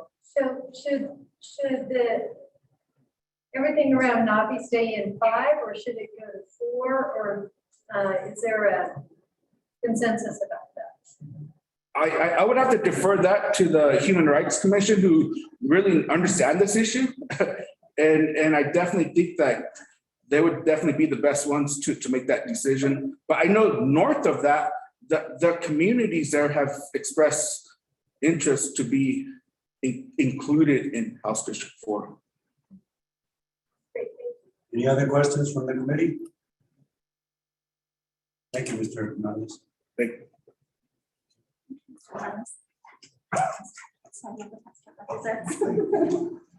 All right. Next we have, Anybody have their hands up on Zoom? Yes, Justice Chavez, we have two folks that have their hands up on Zoom. One is Don Schreiber, the other is the Navajo Nation Human Rights Commission. Why don't we go ahead and go to Zoom just for. Yeah, sure. We can take a switch off. Right. Yes. All right. So, Make sure that everybody feels like they're participating. so Mr. Schreiber, I'm going to allow you to talk and you can go ahead and unmute yourself whenever you like. Very well. Thank you very much. Mr. Chair, members of the Citizen Redistricting Committee. My name is Don Schreiber and I'm a lifelong resident of Congressional District 3, 50 years in Farmington, and now 20 years plus here in Rio Arriba County on our ranch where we stand on Indian lands. Now, I'm a champion of CD3. As drawn, it is a perfect representation of the diversity of New Mexico, from our native roots and Spanish history, from our state capital and world-leading scientific laboratories, to the acequias and mountains in the north, the plains in the east, and the gas fields in the west. Since its formation in 1983, this powerhouse district has given us many tribal legislators and leaders, Spanish heritage representatives at every level of government and community leadership.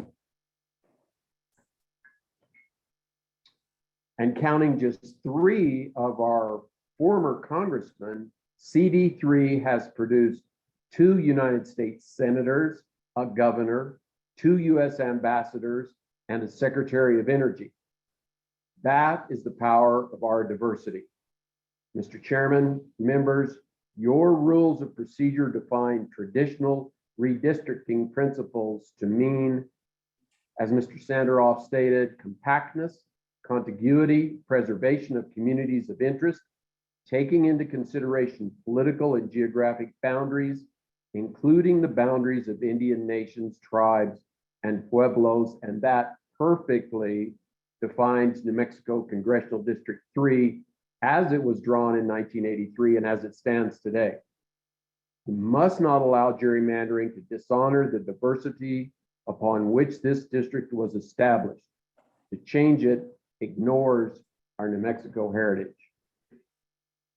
The New Mexico Law Review states gerrymandering is a destructive practice for, and here they quote the US Supreme Court, to the extent that a citizen's right to vote is debased, he is that much less a citizen. The Law Review further states in Mestanius v. Hall, the New Mexico Supreme Court implemented an important check on legislative gerrymandering when it enshrined traditional redistricting principles alongside equal population principles.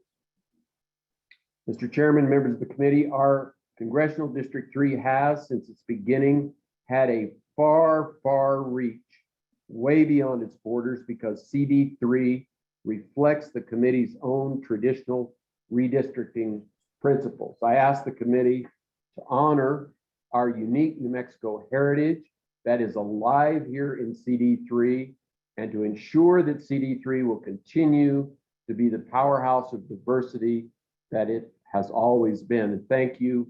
I will submit my citations with comments to the committee. Thank you, Mr. Schreiber. Let me check to see if the committee has questions. Mr. Cangelosi, you have your hand up?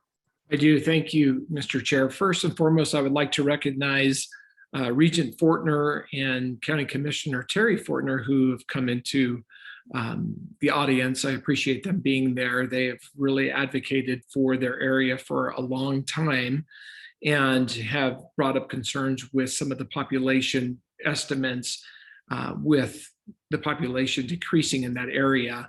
And I really want to thank Representative Rod Montoya for being there today as well. As we saw on Saturday, we have a lot of participation from elected officials, which I think is a very good indicator of how everybody's wanting to be involved in this process, which is totally transparent. We're all here together as a community, and I really do appreciate that we're doing this as a state. I have a question for Brian Sanderoff. I'm wondering, in this area, we're seeing that the estimates are, we're losing 6,700 people, or, that is the estimate right now. Are we seeing that mostly, Brian, out of House District 1, 2, 3, or 4, is it pretty much spread between the 4 of them? Or are we seeing it more in one concentration? To be honest, I would have to say, given the limited resources we have from the Census Bureau in looking at American Community Survey estimates, that we're better off waiting till next Thursday to get the firm answer. Okay, I appreciate that. And I want to thank the gentleman who was speaking before with regards to Congressional District 3 and his appreciation for it. As we're looking at these congressional districts and hearing so many different aspects of it, it's going to be very interesting in how we figure out how to draw them. But I want him to know that we really do understand the communities of interest and how CD3 is such a special area throughout the North and what the North in New Mexico has meant. And so we are hearing your comments, and we really appreciate you being there today, or being on Zoom today. Thank you, Mr. Chair.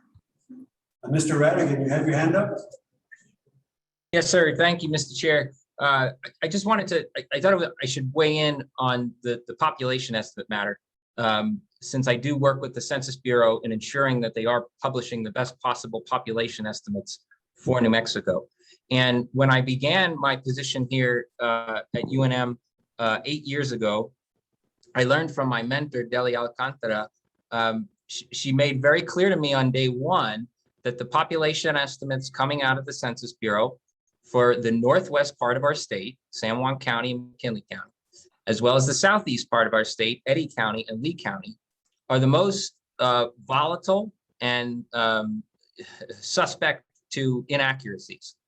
And so we keep a very close eye on those. And those are the 4 counties that I will be looking at first when these data are published later in the week, because I'm eager as everybody to see just how, I don't even know if accurate's the right word, because they are difficult counties to count.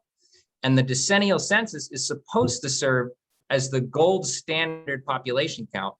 But we know that historically, these 4 counties tend to get undercounted, and then you throw in the COVID pandemic, and then they're even more susceptible to undercount. I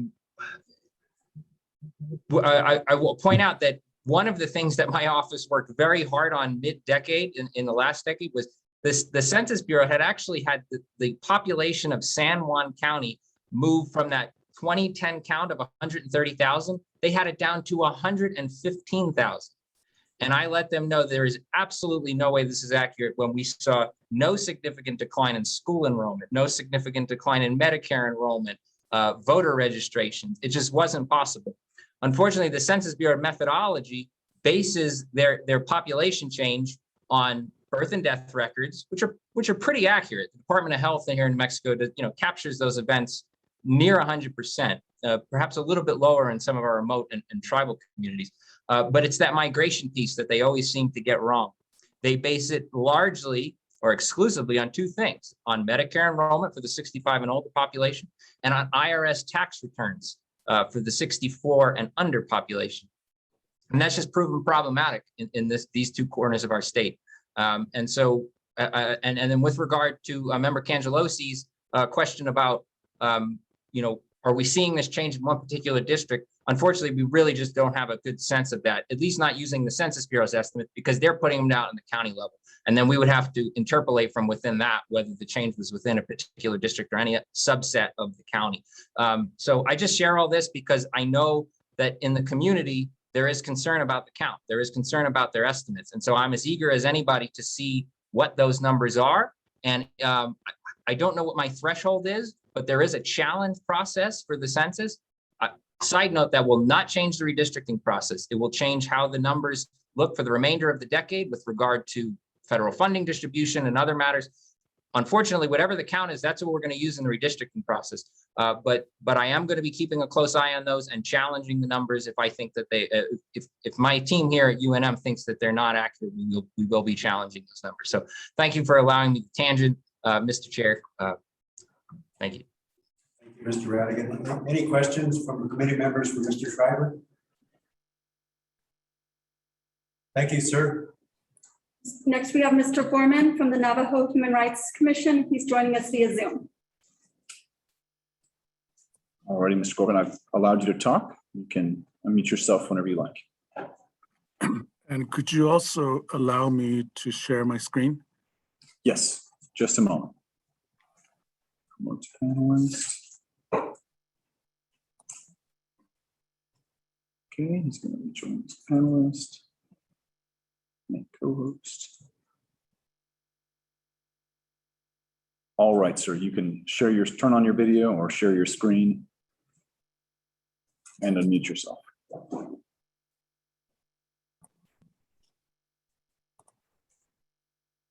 Good afternoon, Justice Chavez and the Redistricting Commission. Thank you for entertaining the northwest corner of the state of New Mexico as a place in your stop. Yate ado here anenda is not slangy. Shaking us in slow dish chini, but it's chin. I don't talk hunch al chin that. I don't know, Navajo Nation Human Rights Commission, I don't Nashnish. And also, good afternoon to Frank Morgan. He's earning an easy $1 this afternoon.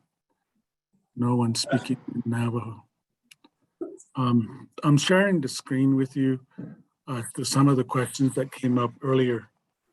What I'm sharing with you are the county lines in yellow, and then also the voting districts, the precinct boundaries that have been used in the past in the use of building, using them as the building blocks for redistricting. As you are aware, the Navajo Nation specifically requested that their precinct boundaries be adjusted to reflect chapter boundaries. My grandson earlier from Kari'ai pointed that out as a strong factor in delineating lines that reflect Navajo communities of interest. So I'm going to overlay Navajo Nation's boundaries, the political boundaries, onto this set of maps. As you'll see, there are, it seems like a traffic of lines in these communities where the precinct boundaries essentially divide the chapter boundaries. So as an example, I'll share this piece here in this area. The chapter house is where my hand cursor is at, and it also has the location of the precinct where people vote in the state election. So Navajo and chapter elections are at the same location. So this precinct area covers this whole point about state elections. But chapters, the Navajo chapter folks that live in this precinct that stretches through here, and then this precinct that stretches up in here, they have to come to the chapter house first and then go to the respective state precincts. And I know that I've heard this so many times. We have voter convenience centers. We have early voting. We have mail ballot. Studies have indicated that Navajos have a tendency to go to polling places to cast their ballot. And there are several reasons why. Navajos don't trust the early voting, mail ballot, and voter convenience centers, primarily because they want to be ensured that their ballots are counted as they see the ballot being deposited into the voting machine. And when the voting machine gives them that ding, that ring, they know that their ballots are counted. And that's the part of the reason why Navajos have a tendency to go to polling places. So part of the initiative that we're undertaking is to adjust these precinct boundaries so that the counties make the effort to coincide with the chapter boundaries. That's the number one, I think, foundational issue for Navajo Nation at this moment. Let me share with you McKinley County's efforts to reflect the new voting boundaries, precinct boundaries in the county. As you can see the red lines, you barely see the red lines in the county. The reason why is that they made the effort to coincide their precinct boundaries with Navajo chapter boundaries. So now, folks in this area, for example, this is Tohatchi chapter boundary. The county assured us that the chapter house where people will cast their ballot for Navajo election, and then the state election would be close to one another in this area in Tohatchi community, so that people don't have to canvass the vast land area that you all mentioned in order to cast all their ballots. I think in that sense, Navajo voters would not be to a significant degree being disenfranchised when it comes to elections where Navajo and state, county, federal elections are on the same day. So we're happy with the effort undertaken by McKinley County. We're also hopeful that San Juan County would endeavor in the same manner to allow for the boundaries to be along the chapter boundaries. As you'll see, we've drawn this red line overlay in San Juan County to reflect as much as possible along the chapter boundaries. There's just a weirdness here in the area of the census blocks that are drawn in this area where my hand is pointing. That's the reason why the red line is just entirely thrown off. We've asked the US Census Department several decades ago to ensure that Navajo chapter boundaries are part of the block lines when they do the census, decennial census data collection. Unfortunately, although the Navajo Nation has made repeated requests throughout the past timeframe since 2011 for the census to draw the chapter boundaries, the political boundaries, by incorporating it into the census block lines, it didn't happen. We can't be able to use the chapter's political lines until 2030 when the next census occurs. So that's a very unfortunate situation, and the US Census is very apologetic, and I don't know, apology can satisfy this, but that's the scenario that we face at the moment. So just heads up on some of these activities that we're undertaking at the moment. And then looking at the land area that we were talking about earlier, as far as the current House district lines are concerned, my grandson from Kari'ahe area is talking about this point here.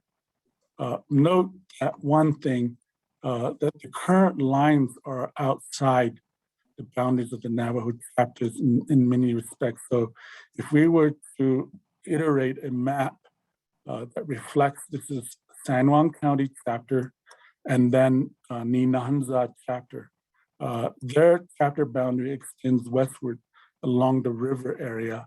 So we have to figure out how those matters would be appropriately addressed as we sit down with San Juan County election or recorder.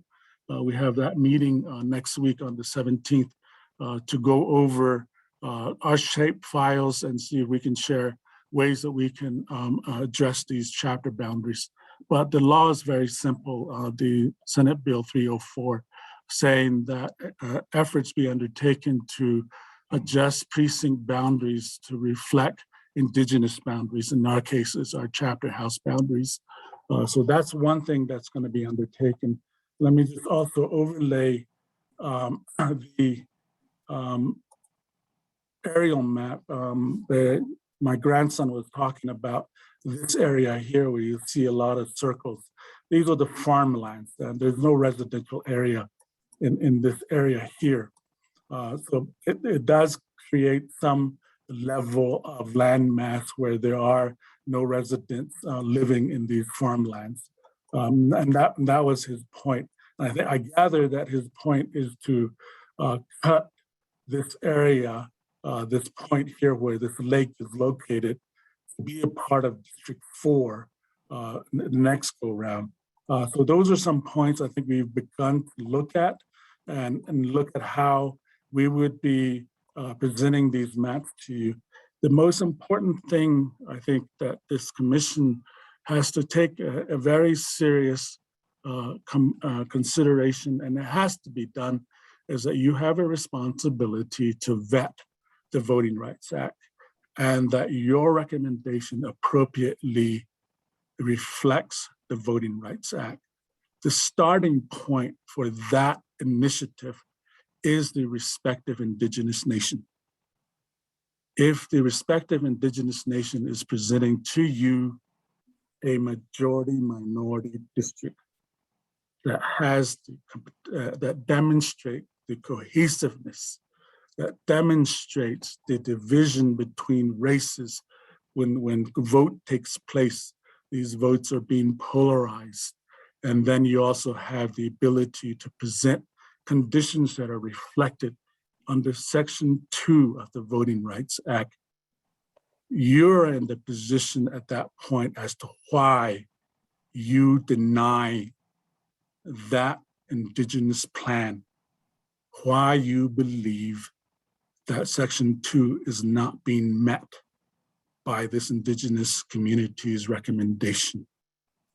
Our effort from the Navajo Nation Human Rights Office is going to be taking into account the ingredients of the Section 2 requirements and present to you maps that would be of the condition that meets the maps that meet the Section 2 requirements. So it would become to your disposal as to what you wish to do with those maps. As you've heard repeatedly, Mr. Sandaroff, in the past two decennial redistricting plans, the judges have made the point that we're going to have to work around Navajo Nation and Pueblo plans. And so the Voting Rights Act is the biggest cornerstone for us as they refer to us as minorities to present these maps to you. Now, you will have variety of questions as to how to skin this new plans.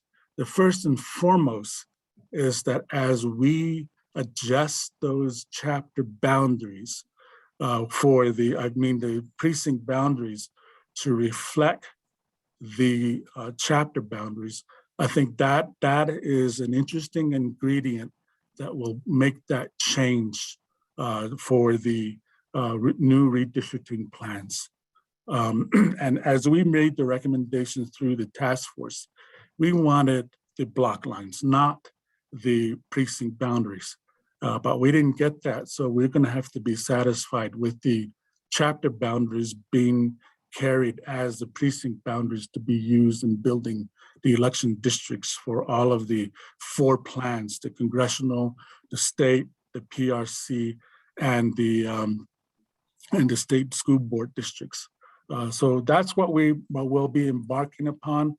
And as Sandaroff has pointed out, and I think the individual from the UNM on your commission has also pointed out, it's very premature at the moment to provide any recommendation. We are working with the 2020 census, and it's clear that some of the points are being raised.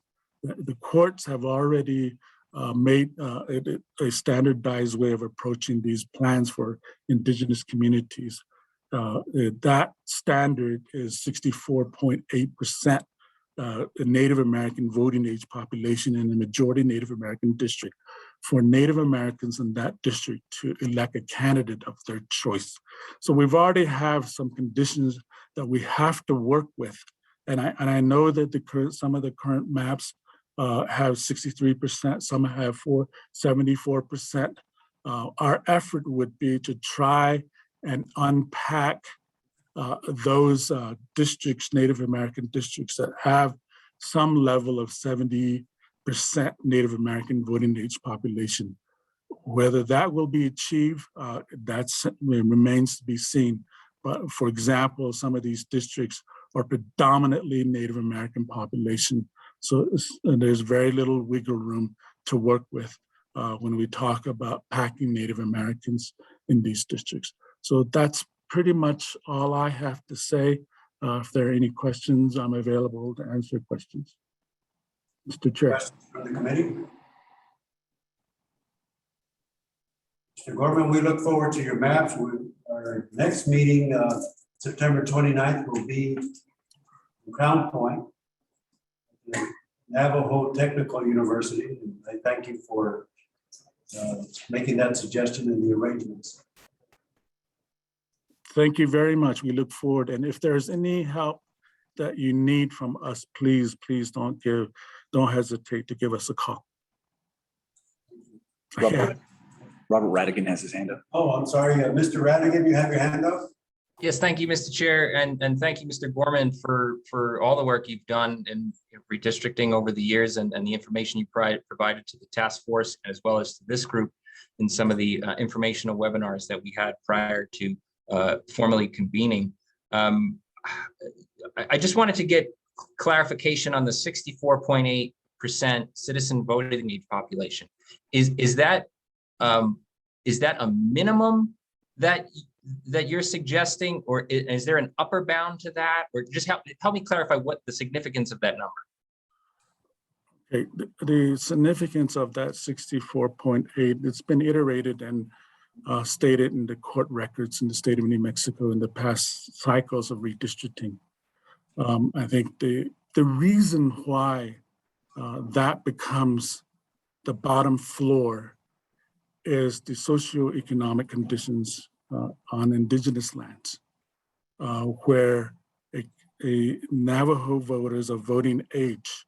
I use the example of take 100 Native American voting age population on the Navajo Nation. Take 20 off that top. That 20 are not registered to vote anywhere, none. They don't participate in any voting, so we're left with 80 voting age population. Take 20 more off of that 80, leaving 60. That second set of 20, they get confused on election day. And I think that confusion, that second set of 20, we're hopeful would be cured with the adjustment of the precinct boundaries.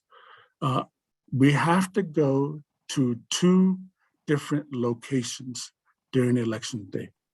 Polling place A on the Navajo for Navajo election, polling place B for state, county, federal election. And oftentimes there are distance apart. Navajos don't have the opportunity to ensure that they go to both voting polling places. And then we're left with 60 voting age population. And then we take another 20 off that 60, leaving only 40 voting age population. That third set of 20 are the ones that are registered to vote, but have a difficult time during election day.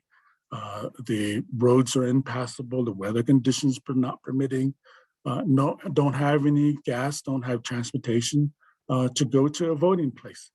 So that condition on indigenous lands dictate that 64.8% population to be the floor as we advance onward. We've demonstrated that in court before.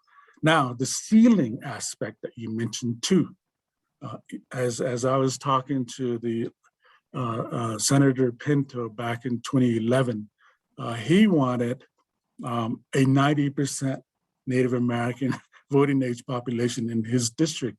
And we said, no, you need to share some of his Native American age population. I want to guarantee that I'm going to be elected. I want 90%. No, you don't need that 90%. You need to share that probably a good figure to work with on the upper end is around 70 to 73% Native American voting age population.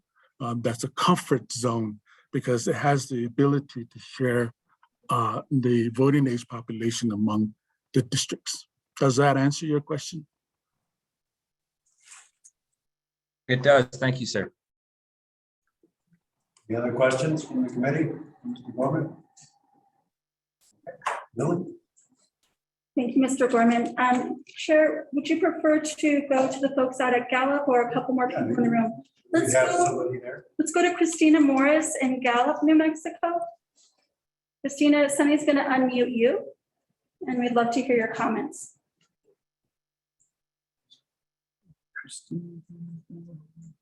All right, they can unmute. They've unmuted themselves. Hello. Hi. Good evening, Honorable Justice Chavez and Committee. I'm here in Dallas now, but there's nobody here who wants to comment. And we had two people here, and the lady here decided to not comment, just wanted to listen to her. My name is Christina Morris. I am a resident of Farmington, a lifelong resident of New Mexico, and of course, Arizona. So that whole Four Corners region is basically homeland to me.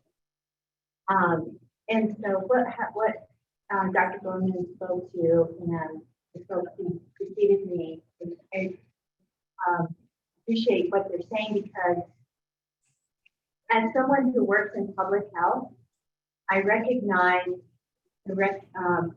the downstream effects when many of these areas are not aligned, when we're working with multi-jurisdictions, and that gets very complicated, and it gets very it's complicated in the context of trying to align work with the city, with your county, with IHS, with HMOs, for services, for access and opportunities.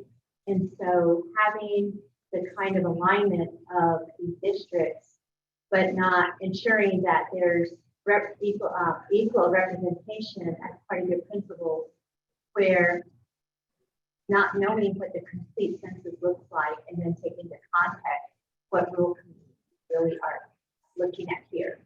And then when you take into context, we're really neighbors to 3 other states. So there's a lot of migration happening.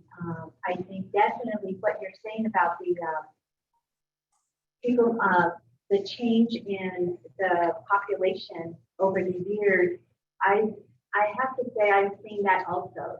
We're seeing people move in to San Juan County and Farmington mostly. And so we're not, and so how long that takes for folks to say they're from Farmington.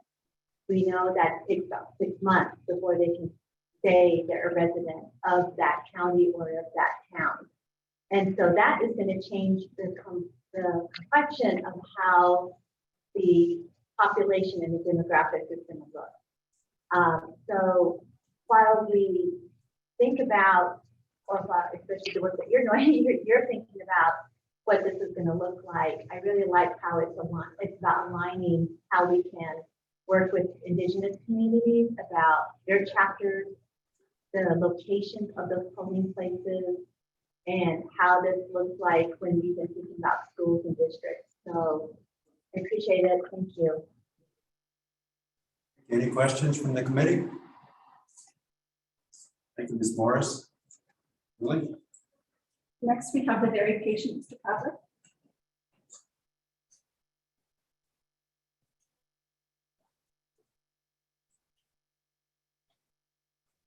Thank you so much, Mr. Chair and members of the committee. My name is Eli Pavlik, and I am the chairman of the Democratic Party of San Juan County. And I'm wondering if we could take a quick look at New Mexico House District 4 again. I'm going to try to put a fine point on something that's come up twice already today. We just have a couple of comments about this thing that we've talked about related to House District 4. So we've been really focusing in, the gentleman from the Navajo Nation Human Rights Council and my friend, Mr. Hernandez, who spoke earlier, zeroed in on this peninsula in District 5 that juts into House District 4. And I just want to say a couple of things about that as points of clarification. You know, I think we all probably understand that the Farmington larger metropolitan area is this like hub area that borders the Navajo Nation. And it's this place where a lot of people come from far and wide actually to come shop and hang out and go to restaurants, et cetera. And Gallup in some ways functions similarly. The folks that live in that panhandle, actually the folks that live on the screen that you see are using Farmington as their shopping and socializing, and this is where the Target is type hub. But especially the folks that live there in that peninsula there, those folks go to school with us. They in Kirtland or in Shiprock, they shop in Shiprock with us. They go to Olive Garden in Farmington with us. This is really our community. Those precincts there are on the Navajo Nation. So those two Navajo Nation chapters, Nananazad and San Juan chapter, are there right at the northern edge of where District 5 is, right there on the San Juan River. Those Navajo communities there are represented by, I believe, Representative Wanda Johnson, who lives, I don't know exactly where she lives, but she more or less lives in Gallup. She's a great person and a great representative, but the reality is that she is part of really a different community in the state of New Mexico. She's part of the Gallup larger community in a way that the folks that live in that area are part of this Farmington, Shiprock, Kirtland, San Juan County community. And so when I think about communities of interest and what it means to be represented by somebody, those folks don't have really the opportunity to be represented by somebody who I'm sure cares about them deeply, but doesn't drive the same roads to school or doesn't notice the crumbling buildings on that street that we all drive past. That's like kind of what it means to be represented by somebody in your community, is like when you complain about something that's going on in your area, they're like, yeah, I saw that too. I noticed that too, because we all live right here. This is the community that we're paying attention to. Those Navajo Nation chapters in Nananazad and San Juan are polling places, both for Navajo Nation elections and for state elections. And just a quick story about that. District 4, which the current representative for District 4 is a guy named Representative Anthony Allison. And it's one of those cases where Representative Allison, you know how you can put signs up at polling places and you can have your supporters standing a certain number of feet away from the entrance of the polling places with your signs on election day. Remember the details of that. But his campaigns will literally designate resources towards the polling places that are in District 5, Nananazad and San Juan Chapter House, because there's a relevant enough number of people that live just across the river in his district, or just to either the east or west of that peninsula, that end up going with their families, loading up in the car. Because in San Juan County, I think in all counties, you can vote anywhere in the county. So the most relevant place for them to vote is at one of those two chapter houses. And so despite that being outside of his district, he's literally designating his campaign resources to visibility at those polling places. And I think that just serves as an example of why those communities feel very much like, in some ways, it almost feels like he's their representative, even though they don't ultimately vote for him if they actually live in those precincts right there. So I just wanted to put a fine point on that and help people understand why I think a lot of people up here feel like that's kind of a piece of our community that's being represented by folks that are living elsewhere. There's a similar situation that happens in District 65. I'm not quite as familiar with the polling places and the smaller communities that are in that area. But Representative Lente, I think he's District 65, and he lives, good guy, but lives very, very far from here. And so I just think that's worth pointing out and worth considering for the commission. That's all I'm saying. Any questions? Thanks so much. Thank you very much, Sarah. Next, we have Miss Lauren Bernali. Miss Bernali?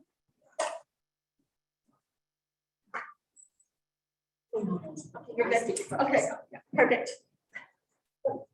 Hi, good evening. I'm Lauren Bernali. I am a Navajo. I'm Kiani Ashihi, born for Tkabaha, Bashti Shanela. I was born in Shiprock many years ago, and I grew up in San Juan County. I went to high school. I went to junior high in Shiprock. I went to high school at Navajo Mission. At the time, it was Navajo Mission. I ended up graduating from Shiprock High. Like many of my age, I went away, got my college degree, and came back. And I worked in this area for all this time. I really never left the area, and I've been here in San Juan County. Very fortunate upbringing that I had. I had parents who were workaholics. My father worked for El Paso Natural Gas. He ended up retiring there. Very conservative organization. My mother, on the other hand, was an RN, one of the few registered nurses that we had on the Navajo Nation. And she worked at Northern Navajo Medical Center. She ended up retiring as the director of nurses there. Unfortunately, both of them are gone now. But through the upbringing, my father was very involved in a lot of the politics in this area and a lot of the issues concerning redistricting. My mother, on the other hand, was very much a homemaker, also a workaholic. And they talked to us a lot about the issues in San Juan County. And as we grew up, we experienced a lot of these issues. I have to say that through the entire course of my primary years in this area, I was confronted with a lot of discrimination, a lot of issues that my father kind of prepared us for. And we were involved in a lot of activities in Farmington. We went to Girl Scouts, we went to 4-H, we were part of, my father had a Connie Mac team, first Navajo coach in this area to have a Connie Mac team. We went swimming, we played athletes in the schools, we played against Farmington teams. So we really had an interest here in Farmington. And the young gentleman here, Mr. Dobson, when he talked about that little area and where populations are changing. We know that populations are changing in Farmington. We know that the outlook toward Indigenous peoples, towards Hispanics, towards Blacks are all changing. And we all know that we want some type of continuation and involvement in Farmington. This is where we have really been involved in. I remember my relatives living along San Juan River there. And when Farmington came in and annexed that whole area as part of the city, they had no choice but to move. And many of them moved into Farmington. And a lot of my relatives do live in Farmington now. And I see that the population, the Native American population, is growing in these areas. I'm really looking forward to this census to see how is this going to change. Because Navajo does have an interest in Farmington, in Kirtland. We're not going anywhere. We're always going to be here. We're surrounded by Indigenous peoples in this area. And so for myself, I really want to see maps that don't do retrogression. I really would like to see our Indigenous peoples elect candidates of their choices. I understand, and I have a real difficult time understanding when people come up here and talk about ruralness. And I think about on the nation, 27,000 square miles, only 6 people per every mile. We don't have roads. We don't have the infrastructure. We don't have internet. We have to run on top of a hill sometimes to call. We don't have water. We don't have electricity. And COVID exposed a lot of this stuff.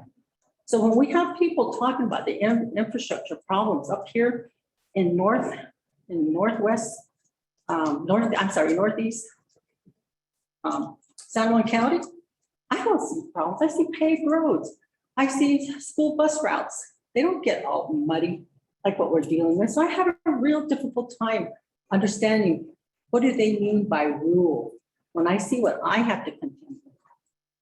So I think that's something when Mr. Gorman talked a little bit about the 63 or 64.9%. These are the issues that elevate our opportunity to elect a candidate of our choice. Thank you. Any questions from the committee? I'm trying to, I just want to make sure I understand what you're saying, because I think it's really interesting. Sometimes it feels like the discussions about Farmington are somehow exclusive of the native population. And so what I'm hearing you say, I'm sorry, I'm yelling through my mask. What I'm hearing you say is that there is native population in Farmington. Is that Yes. right? Yes, there is. And that you want that to be considered, and that as opposed to somehow sort of separating out Farmington from the concept of where native population resides. I understand that the Farmington School District, the enrollment there, the Native American population enrollment is up to almost 80% in that area. And that's on the west side of Farmington. So I have to come to reason that there are Navajo families living in this area.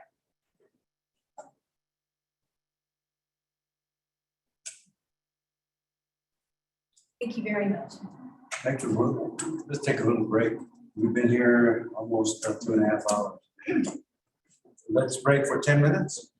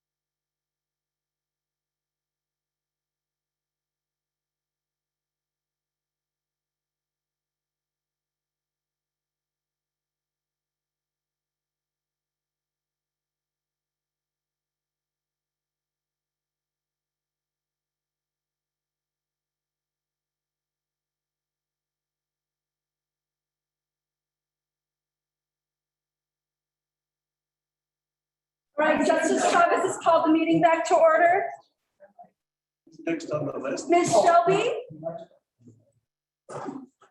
Ms. Shelby's up next. And that's, for Mike's notes, that's Ms. Tanya Shelby.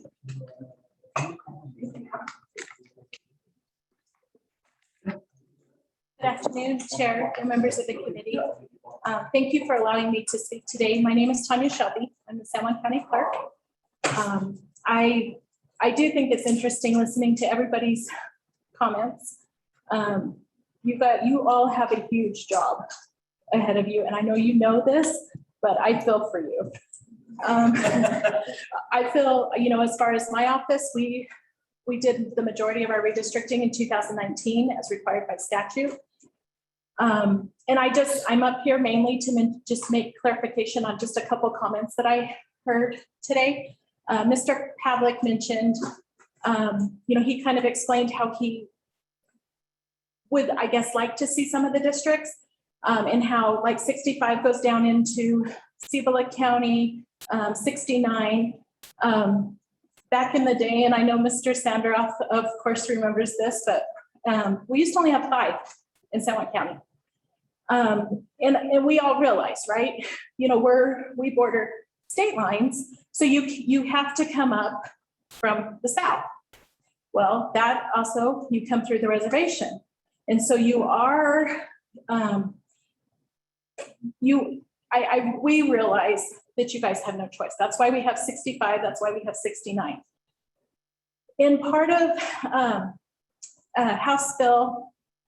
Senate Bill 407, changes were made to what the county clerk's requirements were when we were even adjusting what I call the puzzle pieces to what you all are dealing with. So our precinct numbers. So virtually what that did was that took larger precincts that we had and it made them smaller. So the only reason, I know you know this, I'm mainly just up here to just make a few comments. But one of my biggest concerns is that you are splitting my reservation. You keep, as the redistricting is done, they keep pulling from the south, which cuts right up through the reservation. So even, and I'm not going to have you pull up a map. I know you're all familiar, like with the Crystal area, how it takes in Crystal, Legislative 9 takes in Crystal, and then swoops over and takes in Sanasti. And then you've got, then we've got the other legislative district that is mainly your Sheep Springs and everything south of that combined with McKinley County. We all understand why it's that way. But sometimes definitely the reservation voters don't quite understand why someone that lives in Sanasti has a different representative than someone that lives in Newcomb. So HB 407 now required us to make smaller precincts. So by making smaller precincts, and one of them that you all haven't even seen yet because I'm still working with Michael Sharp on is Sanasti. So Sanasti is our precinct 8. We're actually going to be splitting it in half. So I would just hope, right? I know you've talked a lot about the communities of interest, but to make sure that those voters, even once I have to do the split that I'm requested to by law, that community specifically doesn't get split. I have a lot of reservations about how 407 now ties into some of this on the redistricting side. The other thing that I would like to mention, we've worked very, very hard in San Juan County. All of our polling places are voting convenience centers. I know that's something that I just want to make the clarification so that everybody understands. Anyone, any voter can go anywhere to vote. So it's different than a tribal election. So the tribal communities are specific to their chapter. So if I lived on the reservation and I declared Shiprock as my chapter, I would have to go to the Shiprock chapter house to vote specifically. for the tribal election. However, if I can live anywhere. So if I lived in Bocabato, I very well could either vote in Bocabato, I could vote at Bill Thomas on my way to the chapter, I could vote at CCSD on my way to the chapter, and the Navajo Nation wants to use the chapter houses specifically. So we use mainly senior centers, which are usually adjacent to a chapter facility. There are, like Crystal, the senior center is within the chapter. So we share that area. And it has been this way for about 30 years. I've been with the clerk's office for 28. So. This may sound like a ridiculous question, okay, but why not use the chapter houses to vote? So the tribal elections are held the same time as our general elections. And in a lot of the chapters, there's not enough room. Specifically, and the voters get confused. We have a couple chapters that would prefer that we're not in the chapter. So we use mainly the senior centers that are either, they're located close. I mean, within the same facility area. It's not by choice. We've worked that out with the Navajo Nation years ago. There used to be signs, like when the voter would come in, go this way if you want to vote in the tribal election, go this way if you want to vote in the state election. It just seemed confusing for the voters. So we could, I mean, I have no problem with doing that, but it's been and it would probably be maybe a question for the Navajo Nation. But as it is right now, the Navajo Nation elections use the chapters. San Juan County uses the chapter facilities. Do you see that as driving the issue of where the boundaries are actually drawn, like what McKinley County did? Does San Juan County plan on doing something similar? Chairman and members of the committee. So we have a meeting, I believe Mr. Gorman mentioned that on the 17th to discuss, he showed you the overlays. So we're all going to sit down and look at the areas that possibly could be adjusted, kind of like what McKinley did. At this time, it's not my choice. My job is to, of course, make sure that I do the best for the voters. And so the chapters, with this conversation, the commissioners have been invited. So any potential changes that are agreed upon, then my office and my bilingual coordinators will go to the chapters and make sure that the community members agree. And then in the end, right, it's the commission's job to either approve or disapprove. So just because, as I mentioned a couple of the commissioners when we were on break, we're just trying to figure out where the building blocks are, right? And in particular, because the Voting Rights Act has very, very specific issues concerning Native American vote. Just trying to figure out what the lines are going to be, so we can figure out what, as Mr. Sandra calls it, building blocks are going to be for us. And it seems harder to do when we're talking about communities, and if the community is a chapter, it is a chapter itself, and that chapter is in multiple precincts, and then what do we do with those precincts, and do they all stay together? Or, I mean, it seems harder. That's all. And I don't know, maybe it isn't, but that's why I'm particularly interested in this one issue, because when we're losing population and we know we're going to have to change things a little bit, you know, we don't want to do any harm. Chairman and members of the committee. We utilize for every chapter facility, we have a voting convenience center in the area. I believe it was on the map, the little stars And it's also on our website. So there's within each of the actual communities, there is a voting convenience center. I don't know if that specifically answers your question, but in Shiprock, and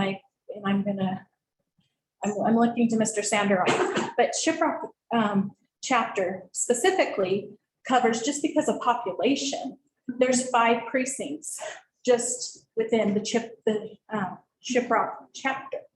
So those 5, they won't ever have their own base. You know what I'm saying? Just because it's within that chapter boundary, because of the population of Shiprock, there's literally 5 different precincts that vote, that are part of that chapter boundary.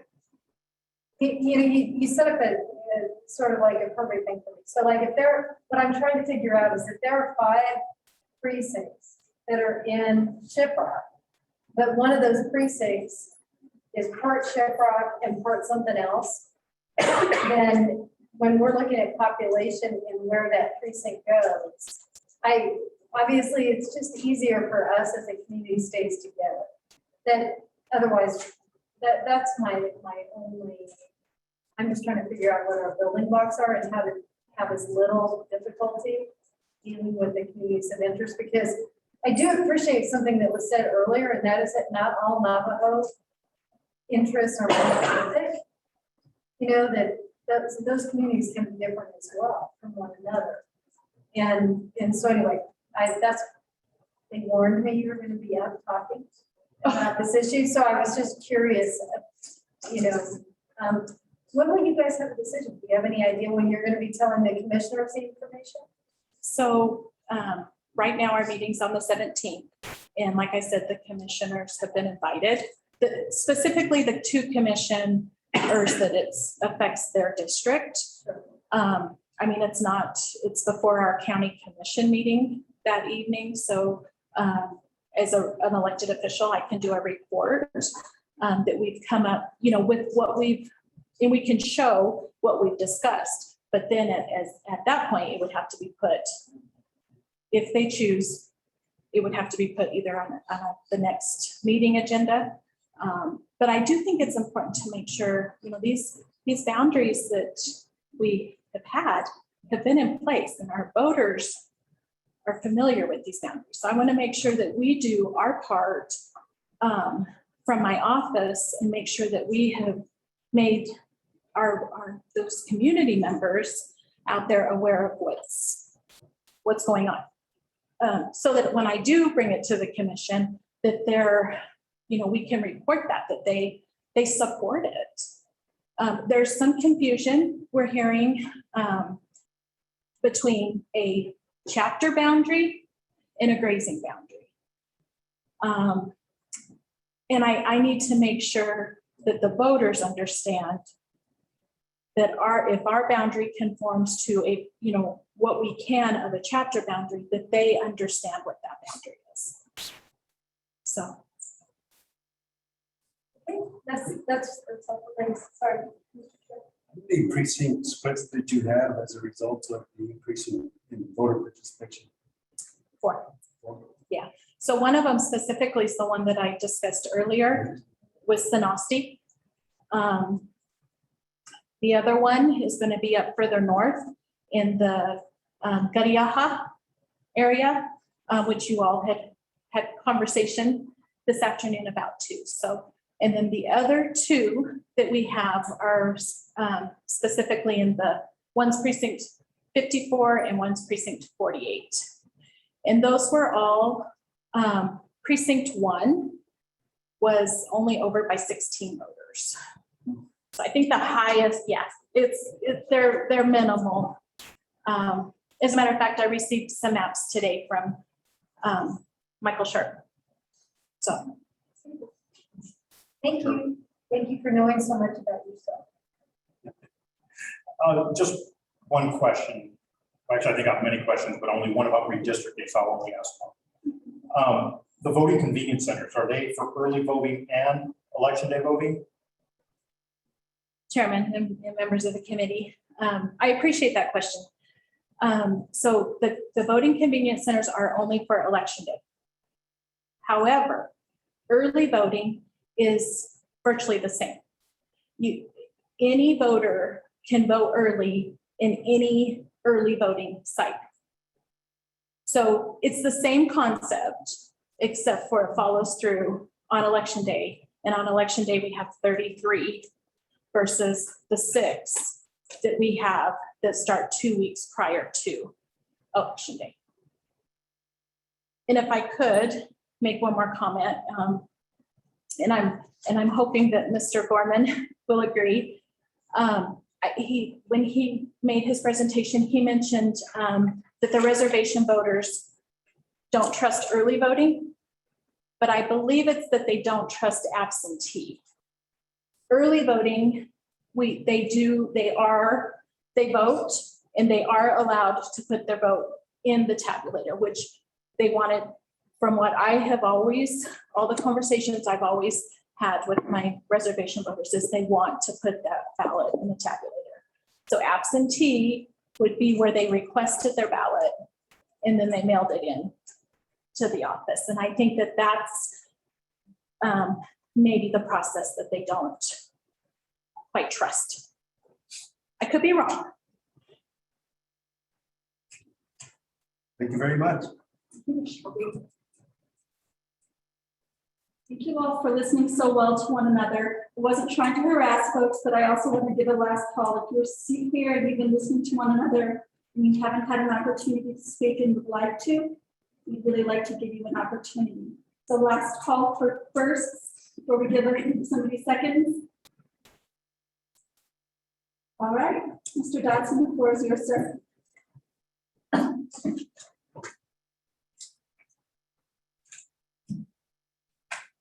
Thank you for letting me speak again. I do have something to retract. If you can put up the map again, please, of San Juan County.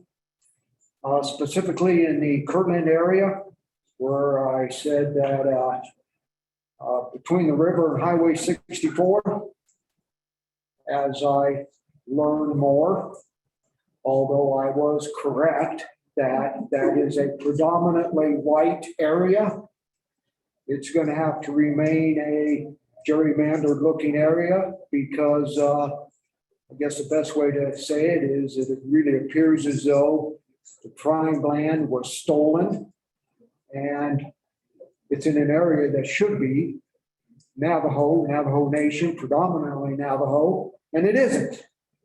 So in order to, maintain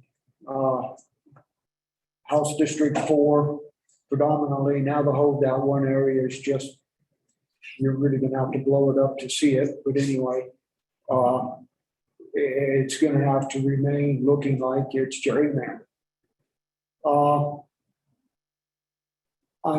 On a second issue, which I wrote down is actually why I wanted to go back up and talk again. Now I'm even more confused than before.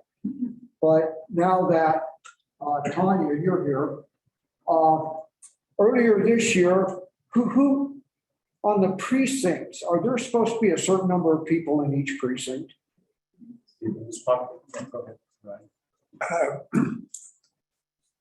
There is a statute in New Mexico law that says that if a precinct should cast more than 750 votes in a general election, it shall be split. There's another statute that says if there are more than 2,500 people in a precinct, it shall be split. So to answer your question, no, there's no minimum, but if it gets too big, either because of too many voters or too many people, the county clerk working with the county commission shall split it pursuant to law. But there are precincts out there that have 50 people, but for different reasons, maybe they're very rural. But when precincts get too big as defined by the law, they have to be split. So we're adding 4 precincts? Possible. It's proposed.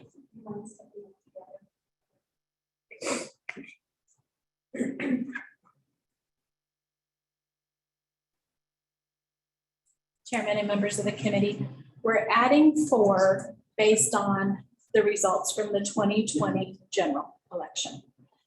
So in 2019, the commission had already approved all of our splits and our new precincts, which was 26. So now we go back, and once we receive these numbers that everybody's so anxiously waiting for, then we could possibly have more splits. I mean, we don't know. Our job, it's not done yet. So is it 4, 26, or 30? So it was at 26 in 2019 when by HB 407, when the clerk's offices were required to redistrict their precincts. Now it's 4 based on the results of the 2020 general election. And it very well could be, I don't know. So it's not 26? Well, I would. Or that's already done? That portion is already done. Okay. So the 4 is current, and then as soon as we hear from research and polling, based on the census numbers, there could be more. Thank you, ma'am.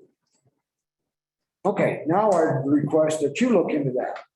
How in the hell did San Juan County lose 6% of its population and gain 30 precincts? How can this be done? So I was right that I'm sitting there going, at the beginning of this year, I was told 26.